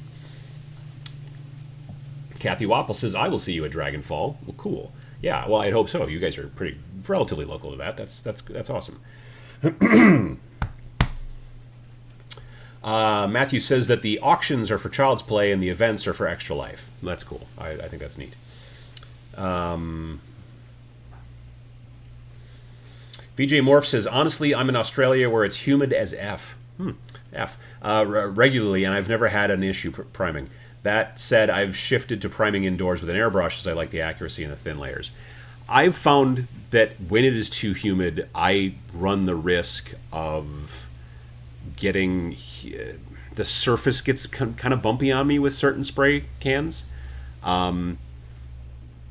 Alternatively, if it's really, really, really dry and you keep the can too far away, I've also seen, specifically with white primer, I've seen very, very dusty results because you're spraying it and it is literally drying before it hits the product. Like I've used rattle cans before of primer and in just the wrong situation, too far away, and then brought the model in the house and let it dry overnight, and then I can like take a little paintbrush and brush much of the primer off of it. Like it didn't ever stick because it actually was mostly dry when it hit the model. So that's also a problem. Rattle can priming it can be quite hit or miss, and so yeah, that's something to be concerned about sometimes. That's one of the reasons why, for the most part, I do generally prefer to prime with airbrush. But that being said, like if I'm painting terrain, I do still like to generally use rattle can if I can. So like I'm trying to get these Star Wars Legion buildings at least to the point where I can prime them before winter comes, so I can use rattle can to do it outside. Because the other thing too is about these buildings, because it's the Tatooine style kind of deserty buildings, I'm using a textured spray as well before I prime. So I'm putting a textured spray on to kind of help get rid of the 3D printer kind of lines, but also just make things look a little bit more, I don't know, stucco or Adobe, you know what I mean? Like more made out of the local materials. And then I'm going to then prime with like a tan color, like a camo tan color from Krylon, and then I'll bring it in the house, and then over the winter I will do the detailing and the whatever washes and do some airbrush and stuff like that. But I want to get that initial spray done because it's kind of faster, and it's also, I find that when you can get it to stick right, rattle can sticks, especially like the Krylon stuff, sticks to plastic way better than airbrush primer does. Someday I should take like 2 pieces of the same plastic and spray Krylon on one and airbrush primer on the other, and then let them both sit for like 48 hours, completely set up and cure, and then take a rough toothbrush to each of them and see how long it takes me until I can rub some of the primer off, just as an experiment. That might be vaguely interesting. Then again, it might not. Let's see here. Brandon says we will be in the frozen hell that is the Midwest winter soon, so enjoy today. Yeah. Yeah. I hate rain. I hate rain more than snow, actually, as it turns out. And then people say, yeah, but you don't have to shovel rain. And I'm like, yeah, that's true, but snow doesn't usually get into my basement. So, yeah, that's kind of the thing. The Bad Hatman Man says, what do you think about the Iron Hand miniatures? I think that they would be hellish for converting. I don't know what the Iron Hand miniatures are. I'm sorry. And I'm not sure what the word hellish means either. That might be a word the kids are saying these days that I'm not young enough to understand. Benny says that you can rattle can prime anytime, anywhere, but note that you won't get necessarily the best optimal results. That's true. Yeah, absolutely. People say, oh, I can prime in the middle of winter when it's 13 below or whatever. And I'm like, okay, cool. Yeah, it's true. But you probably kept the can in the house, I would hope.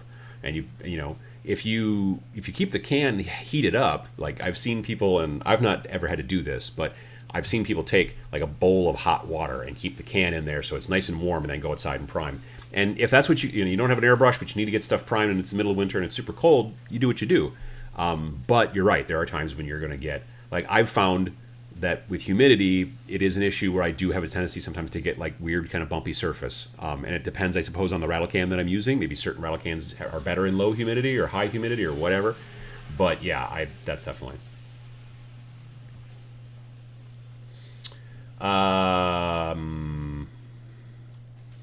Let me see here. Matthew Sears says, I would like some Atom in the Lab videos. What kind of lab are we talking about here? I don't have a lab. What you're gonna have to back me up on that. I don't know what that means. Let's see. John Ashley Smith says, I sprayed clear coats in my garage from cans at negative 15 degrees Celsius with the door wide open. No trouble at all. Can was inside temp, as were the models. I don't know. I mean, I'm sure, I'm not saying you're wrong. I'm just saying clear coat for me is even more nerve-wracking, you know, because you hate to like paint everything and get it all great and then frost it. I think that humidity is worse for clear coat than, say, dry cold is. So that may be the case. That all being said, nowadays I've stopped using dull coat even. I only use AK Interactive's Ultra Matte Varnish through my airbrush, and it is the best matte I've ever worked with. I really, really, really like it. And you can also brush it on if you want to. So, yeah, I've never had airbrush varnish fog on me ever, and this new AK Interactive stuff is so flat. I absolutely love it. So that's what I generally use.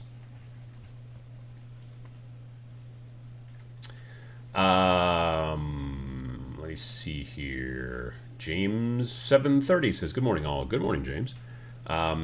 English Nationalist says, for a more hard-wearing primer for heavy dry brushing, you can use acid etch primer, but use the nozzle from an old Citadel spray can for finer droplets.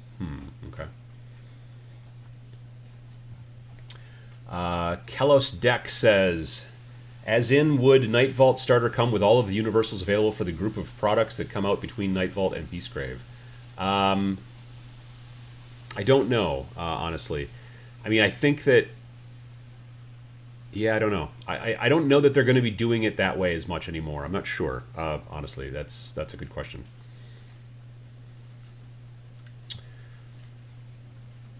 The testing lab. That's the lab you'd like to see me in. I see. I'll have to get a lab coat. Yeah, I could do that. There you go. Imagine you in a lab coat and a toothbrush polishing those skulls. See, there you go. I'd see that. Yeah, no, I could do that. Sure.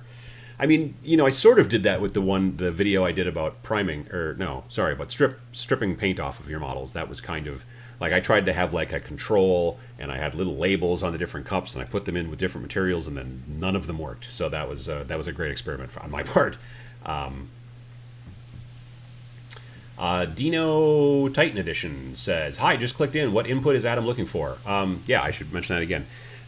So I'm just, if you've got a topic idea for a video or for a live stream or something like that, put it in the comments. If you put the word topic, specifically if you put it in all caps, I'm more likely to be able to catch it when I go back in. So I can go back and watch this video again, and the chat is now saved. Back when I first started doing these live streams, the chat disappeared after the video was done, but now it's saved over on the side. So I can go back and be watching it like in fast speed, and if I see the word topic in caps, and then I see what you're looking for a topic, then I can write it down.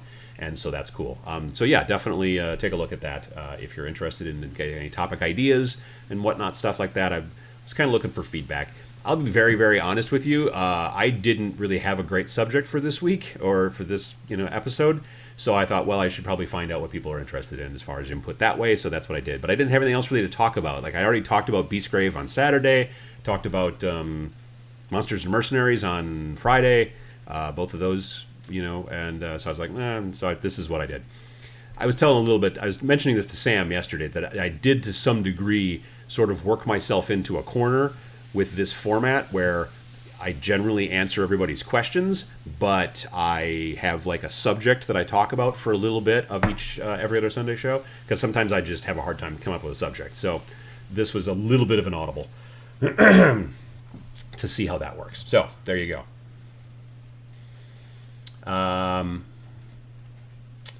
What else? Yuri says, funny enough, I was just airbrushing primer on a batch of Reaper Bones minis so I can use contrast paints and 2 thin coats. See, with contrast paints, I've always heard it was just the 1 thin coat. With the stuff that I've used, I've generally used, not 1 thin coat, 1 thick coat. With the stuff that I've been doing with contrast, and I'm going to be making a video about contrast soon, I've used basically all of them now at this point, and so I have opinions. But yeah, generally I put it on there kind of thick. I know that there's some people who will try to thin it and stuff like that, and that's cool, but I've been generally putting it on thick. The one thing I haven't done with it yet is airbrush it. I should try that and see what it does. I think I've heard good things. If I remember correctly, I've heard somebody talk about airbrushing with contrast paint and that it works kind of nice. But I should probably mess with that. VJ Morph says, topic, more miniature hot mess. Yes, I do have one of those planned, actually. So, yeah, that's also something I want to be doing.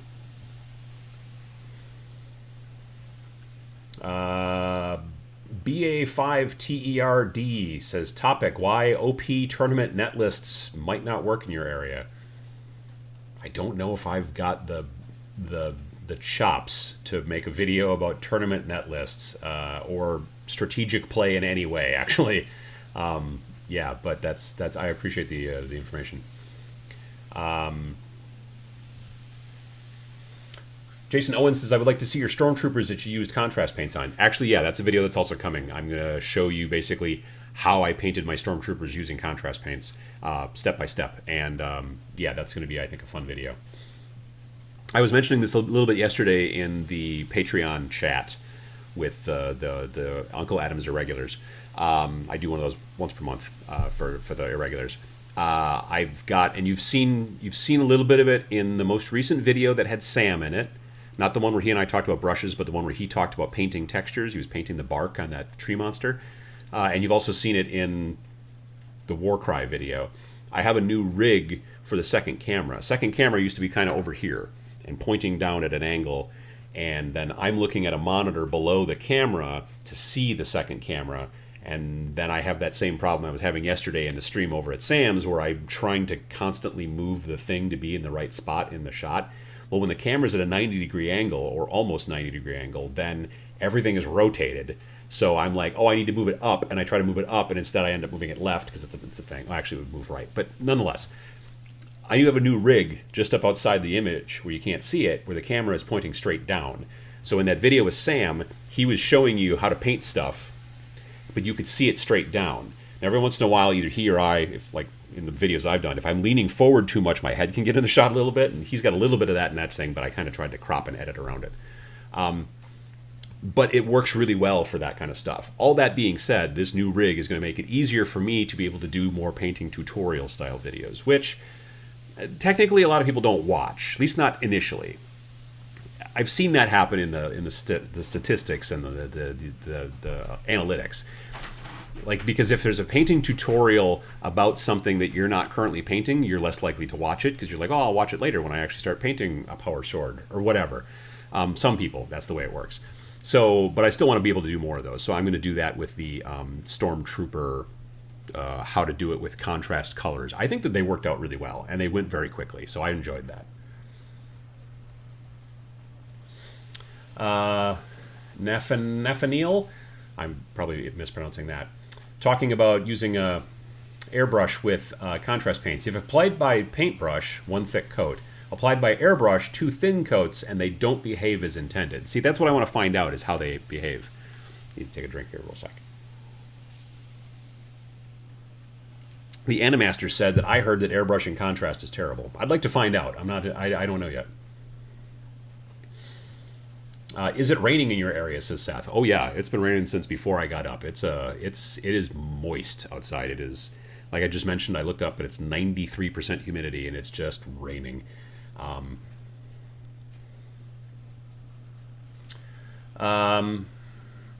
Trey says, I like contrast for coloring metallics. I painted my iron golems with a dark silver and then coated with a blue contrast. It looks really good. Oh, I could see that working as a kind of a cool glaze that way, definitely.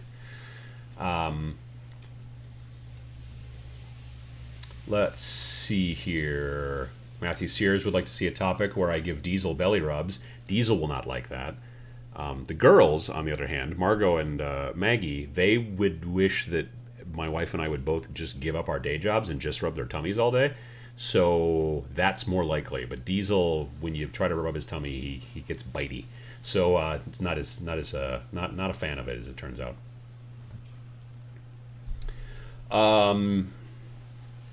Let me see here. First time catching this live. Hello from Santiago, Chile. Hey, Pablo, how you doing? Good to see you. Glad to hear that you're here live. That's great. I mean, the first time. Obviously, you're here live because I just read it live. But yeah. Anyway, Yellow Stack says, what do you guys think are the best gateway miniatures games out right now? I have a group of around 6 looking at the hobby. The Underworlds line looks great because of the price point and variety. I think that Underworlds is a great gateway game. I mean, it is a quintessential gateway game in that it straddles that line between board game and miniatures game quite well. You still got some cards and some degree of deck building and that kind of thing. Plus, you're playing on a hex board, which is a little bit easier to handle for some folks as they're getting into wargaming. So you've got that going on. The models go together very easily. The price point's right. Like you're buying the starter box is like $60 and you get 2 armies. Let's say that one of you buys the starter box and then the other ones don't necessarily want to buy a starter box that you guys are all going to play together. They could just buy one of the war bands for, like, say, $30. They would need to get some dice, but they sell the dice separately too, so you could do that.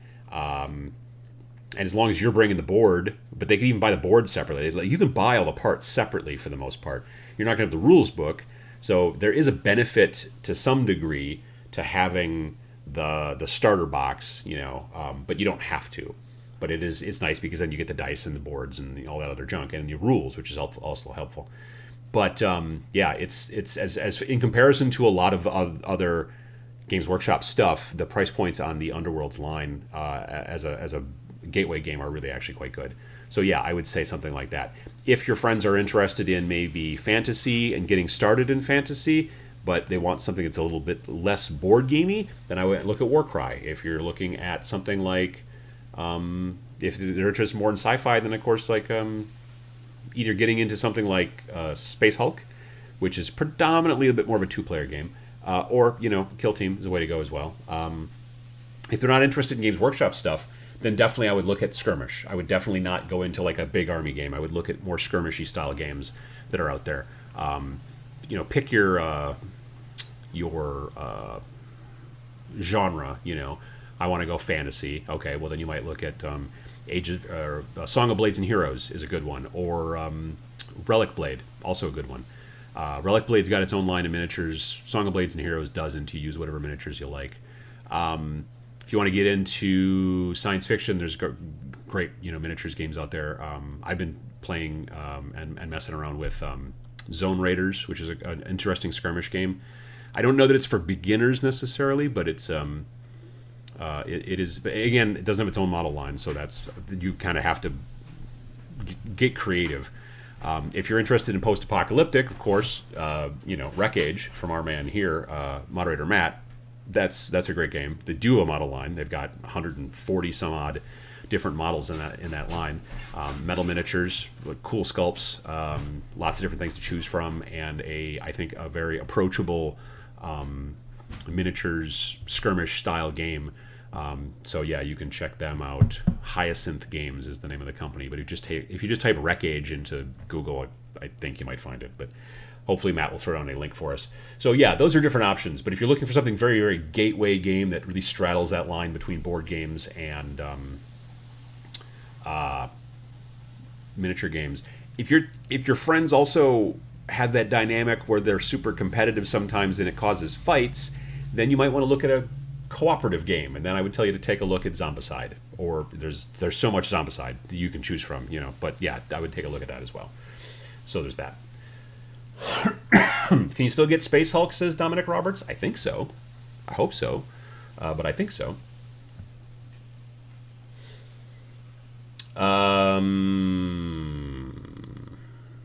What else? Blitz Bowl is Barnes & Noble exclusive along with Space Marine Adventures. That's true. Blitz Bowl is also a lot of fun. We played that at TMX actually this year. Blitz Bowl it's basically like Blood Bowl, which is also from Games Workshop, and it's like kind of a weird sort of English take on fantasy football, American football. And by fantasy, I mean it's like elves and dwarves and the undead playing kind of American football. But Blitz Bowl is smaller, cheaper, fewer models, and a very different style game. Like, it's still, you're on a board and you're playing kind of like American football. You can still throw the ball and try to get into the end zone, but you can also get points for all kinds of other things that are going on too. So it becomes a slightly more kind of frenetic game because the ball goes back and forth a lot. Like in the game that VJ Morph and I played, we never actually scored a touchdown or got in the end zone or whatever. All the scores that happened were from the kind of play cards that pop up during the course of the game, and that was pretty interesting. Anyway. Velour says, those Relic Blade look really nice. I need to try it. Yeah, the Relic Blade stuff is really interesting. Relic Blade is a game designed by a guy named Sean, and I can't remember his last name off the top of my head. I apologize. But he does like all the artwork. I think he does all the sculpting, and he does the game design. So yeah, it's cool. They're cool models. Yeah. Paul Greer says, no more Space Hulk unless you eBay. Really? I thought that they would have kept Space Hulk in stock longer. That's kind of odd. Huh. Well, let's then watch out. I guess take a look on... I know there's still plenty of shops that have it. I think. At least I've seen it at shops relatively recently. So that's why I thought it was still in stock. That's interesting. Stefan says that Gaslands is also a great post-apocalyptic Mad Maxy mix between a skirmisher and a race board game. Like if you're looking, like the thing that's cool about Gaslands is that it's more like Matchbox cars, Hot Wheels, that kind of stuff. So it's more of a car-based game. But if you're looking for, models that are people, fighting and shooting each other and trying to take objectives and things like that, then I would say something that's more model-based, like Wreck Age, is probably a good way to go as well. Matthew Sears says Sean Sutter. I knew it's something that started with an S, but yeah, that Relic Blade is it's a cool game. Yeah. Ray asks, Adam, does Mrs. Adam join you for your traveling to different con adventures / shenanigans? Generally, no. We've talked about, like, if we go over to England, which we were kind of originally hoping to do this fall, but it kind of fell through with a bunch of different other things. So hopefully next year. But then we would definitely go together on that. But in general, when I go to these things, she's happy to stay home and watch TV that she wants to watch or do other things. I came home from Gen Con a couple years ago, and the den was a different color, so that was cool. I'm terrible at painting walls. I get way too focused on the small bits, like, you know what I mean? Because I'm used to painting very small things. Being like, So, like, if I'm trying to do trim, I get real fussy with it, and it takes forever, and it makes her annoyed. So, so that kind of stuff. But she's fine with that. We went to Gen Con together, the last Gen Con that was in Milwaukee, so I want to say 2002, and that was fun. But it was also, it was an hour and a half drive back when it was in Milwaukee, so it wasn't that big of a deal. And we stayed with some friends down near the Milwaukee area, and it was a whole thing. But we did go to Gen Con together. She likes to play board games more than I do. So the conventions that I generally go to are not conventions she's super interested in, because she's not yet into any kind of miniatures per se. So there's that. Also, someone's got to stay home and look at the cats, because they need that, So she sometimes goes to things, like she recently went on vacation stuff with some of her friends. And they did it like a women's weekend thing and all that stuff, and I stayed home with the cats, and it was fine. So, yeah. People are saying that Space Hulk is on Amazon. Interesting. Probably not for much longer, maybe, if people start buying it. Let me see here. GW stores do monthly stock polls. You'll never find hard-to-find items there. Honestly, I've not been in a GW store in years and years and years. We've only got 3. No, maybe we have 4. Maybe we have 4 in the entire state of Wisconsin now, but they're all far away from me. Like, the closest store to me, for GW-wise, is...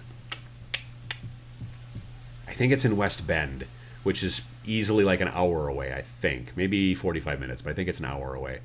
All the local shops that carry the GW stuff around me are all way closer, but they're all independent shops, so they carry GW and all kinds of other stuff as well. There's a couple of shops here in Oshkosh. There's several shops in Appleton, where I work, and so that's not too bad.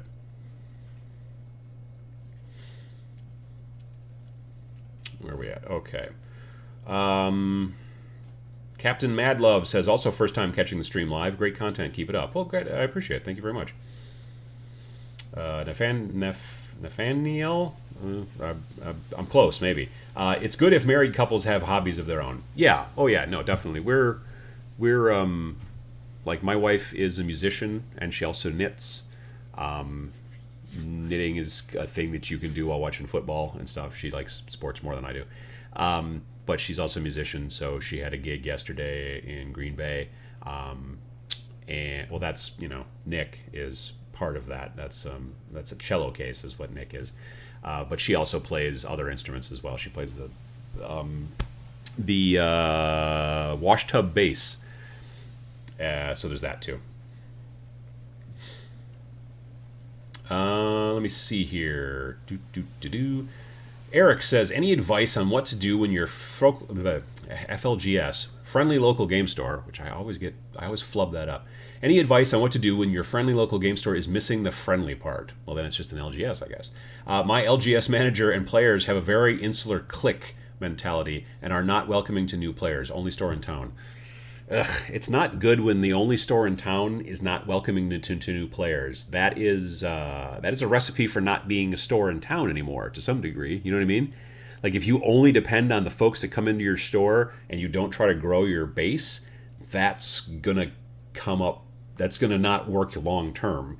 Games Workshop realized that and then got rid of their CEO and got a new one, and now here we are. They're doing record profits and all that kind of stuff because they're paying attention to getting new players into the hobby. If your local shop is not welcoming to new players, that's not cool. I mean, it's not good for them, long term, because you need to grow your player base. But that all being said, there are plenty of gamers out there. I mean, there's plenty of people out there that are like this too, but you see it a lot in gaming where you can see kind of that gatekeeper mentality.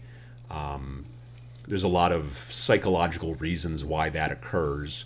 Some people say it's because, we gamers have been outcasts to some degree for such a long time, and nerds and whatever and that kind of stuff. And now that stuff's becoming kind of popular with your superhero movies, with your,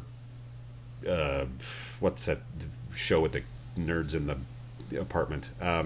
Big Bang Theory and all that kind of stuff. That stuff's all become popular. Like, I've got a friend who owns the comic book shop downtown, and he says that nearly every day someone walks into his shop and looks around, and they're like, I've never been in a comic book shop before, but I watched The Big Bang Theory, so I figured I ought to show up and check it out. So that stuff's getting bigger. It's like the best time ever to be a nerd, as it were, in gaming. That being said, there are folks that remember the old days and are still salty about it to some degree. And so that's why there's the well, you can't come in here and play our games because you're not a real gamer. You didn't get picked on in the, middle school when you were trying to play D&D during lunch.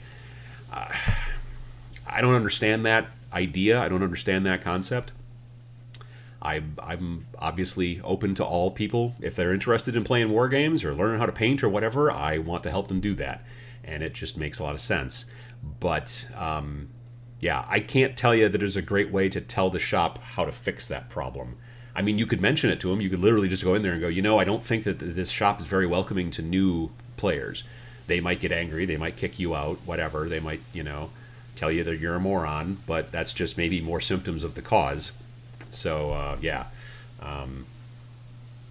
Anyway.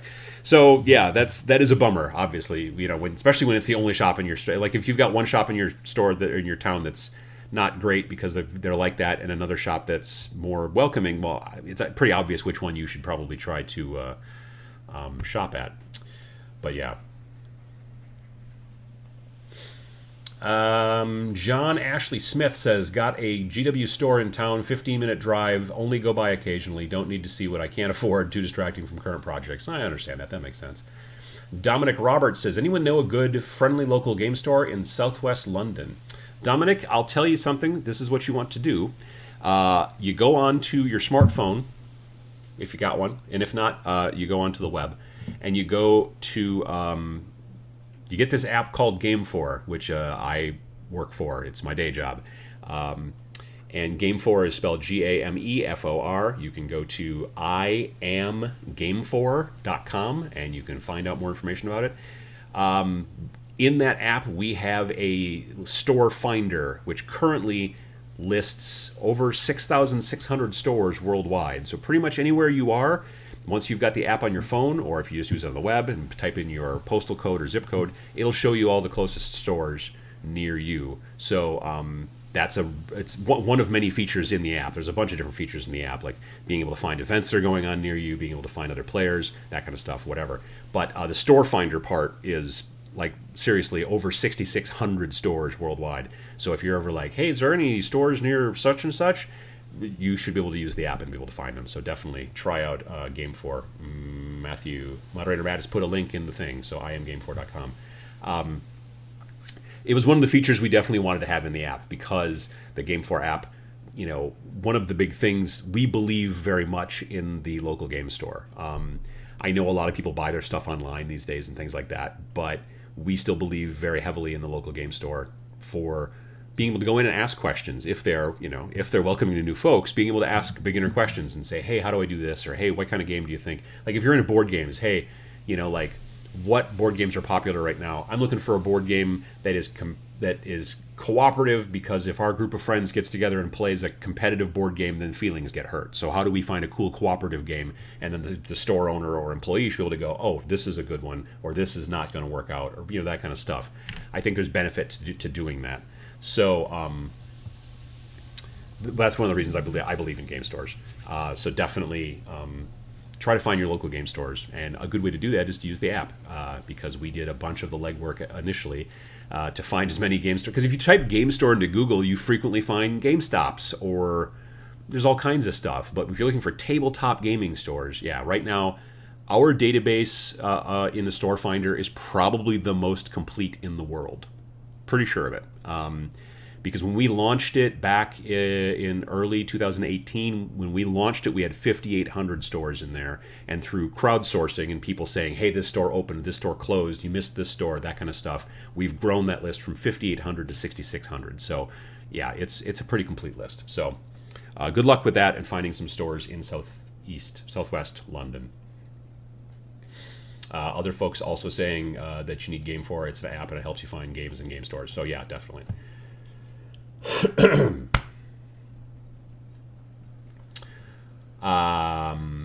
Sabertooth says, I actually found a store, actually a gaming cafe, 5 miles away from me. Everything else is like 20 miles away. I had no idea this other place was there. Well, see, there you go. That's cool. Sabertooth says, oh, to be clear, I found it with Game 4. Otherwise, I wouldn't have found it without the app. Yeah, that makes sense. Good to see. Jonathan Taylor says, I play Magic, but I'm here because I'm interested in trying out airbrushing and hand painting models. Yeah, I mean, as a channel, I focus on getting new people into the hobby. And by the hobby, I mean both the painting portion and also the playing portion. If you come here looking for sick strats on how to best make your camera work, well, then that's not necessarily, there we go. That's not necessarily what you're going to find, at least not today. But if you're here to find sick strats on, you know, definitely how to win tournaments and stuff like that, I don't got that stuff here. If you're looking for, you know, how to do high-end display painting, again, I don't have that here. But if you're like, I want to know how to start building and painting models, I want to learn about what games I should look at to get into as a beginner, that's the type of stuff that I talk about here. So, yeah, definitely, it's a great hobby, painting models. Even if you're just like painting airplanes or cars. When I was a little kid, I painted airplanes and built model airplanes and all that kind of stuff. But I do like the airplanes are cool, but they're also generally all kind of one color, or maybe, you know, camouflage a little bit or whatever. But I like painting figures, you know, little toy soldiers, space marines, well, maybe not so much elves, but, you know, dwarves or whatever, that kind of stuff, dragons, whatever. I like painting that stuff, and it's a good hobby. It's one of those hobbies that allows you. One of the reasons I like the hobby portion of it so much is because I can come home from work or whatever I've been doing, and I can put on some headphones down in my basement, which is where I do it, but you can do it wherever you have your hobby place set up, and I can listen to podcast, audiobook, whatever, and then just focus on this thing and just be painting these models, and everything else kind of, it's just a stress reliever, meditative kind of thing. So anyway, welcome to the hobby, and I hope that you enjoy it. if you like Magic and you're looking for a game that's kind of like that within the wargaming, you might look at Warhammer Underworlds. So there's 3 different starters. Well, 2 right now. A third one's just about to come out. But there's Shadespire, there's Night Vault, and then the new one's coming out soon called Beastgrave. But you can play. You can start at any one of those starters and then play. And both those starters, all of them cost I think $60, and they come with 2 forces in there, so you can play with a friend. And there's not a ton of models. You can put them all together yourself, and they're pretty easy. They're what they're called press fit models. So they kind of they don't even need glue, but I suggest use a little bit of glue. So.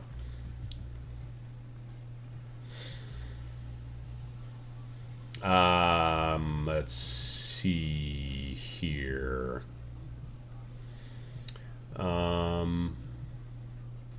The Animaster says, also, did anyone notice that GW stores are changing their branding to Warhammer stores? Since when? Why? I get the feeling it's because, if I had to guess, it would be because the word Warhammer makes more people think of the game than the word Games Workshop. I think they're aiming it toward the outsiders. Like if you say, yeah, so do you play any Games Workshop stuff or anything like that? And they're like, I don't know what that is. But if you say to someone Warhammer, even the folks who've like played the video games and stuff like that, like, oh, Warhammer, yeah, I'm familiar with that. So, they may not realize that Games Workshop is where you get Warhammer stuff. So if you walk by the shop and see Games Workshop, you're like, meh. But if you walk by the shop and go Warhammer, you're like, oh, okay, yeah. Because you've heard that name maybe even more than Games Workshop. So I think that's why they're starting to open the shops and call them Warhammer shops instead of saying Games Workshop. I just bought, what the heck? Oh, the Warcry box that I bought were the Bird Boys, the Corvus Cabal. Like I was mentioning actually to my friend at work that I was looking at the box and it doesn't say Games Workshop. Like the Games Workshop logo, the yellow and orange or yellow and red kind of logo, that's not on the box. On the front is the new Warhammer logo, and even on the back, it mentions Games Workshop in the fine type, but the Games Workshop yellow and red logo was not on that box. So yeah, they are definitely changing some marketing that way. I think because they've probably done surveys and said, have you heard of Games Workshop versus have you heard of Warhammer? And if more people hear of Warhammer, well, then that's one of the reasons to kind of change the name, at least of the stores. Like, they're not going to change the name of the company, but for branding purposes, I can see doing that. That's the marketing dork in me talking about that. So there you go. Let's see here. Somebody have any idea what Army Painter will present on Monday? They publish on Facebook some weird message about saving paints and master new techniques. I do know, but I can't talk about it till Monday. But it is, yeah, they are coming out with some new stuff that's going to be kind of cool. Yeah, but they did reach out to me about that, so I'm looking forward to getting my hands on it when it comes out. Actually, but yeah, they're coming out with a new thing on Monday. I mean, it's not completely new. It's not like no one's ever heard of it before, but I'm looking forward to it. Let's see here. Kale Banner, sorry, says, I'm here because you're so positive compared to many gaming comment threads. Well, I appreciate that. I just don't see the benefit to negativity. I don't know. I mean, what is it? There's so much negativity on the internet as it is right now. I don't see the reason to add any more. You know what I mean? So, yeah. J Solo Arts. Hey, great show, Adam. I'm off to mow the yard before more rain sets in. Yeah, I'm not going to be able to do that. I think it has at least slowed raining, if not stopped, but I think it's just slowed. It's going to take some time before I get to mow the lawn, which is a real bummer because it really needs it. And I'm not one of those guys who's like super crazy about lawn mowing. I'm not like it. Really, it's out of control. Like the grass isn't growing that fast anymore because it's later in the year, kind of. But not the weeds, but like I don't know, when it goes to seed, like those have gotten tall, but the grass is still okay. But still, you got to mow that junk. I just I've been sick, and B, I frankly don't care. But you don't want to get a fine from the city, I guess. So there's that.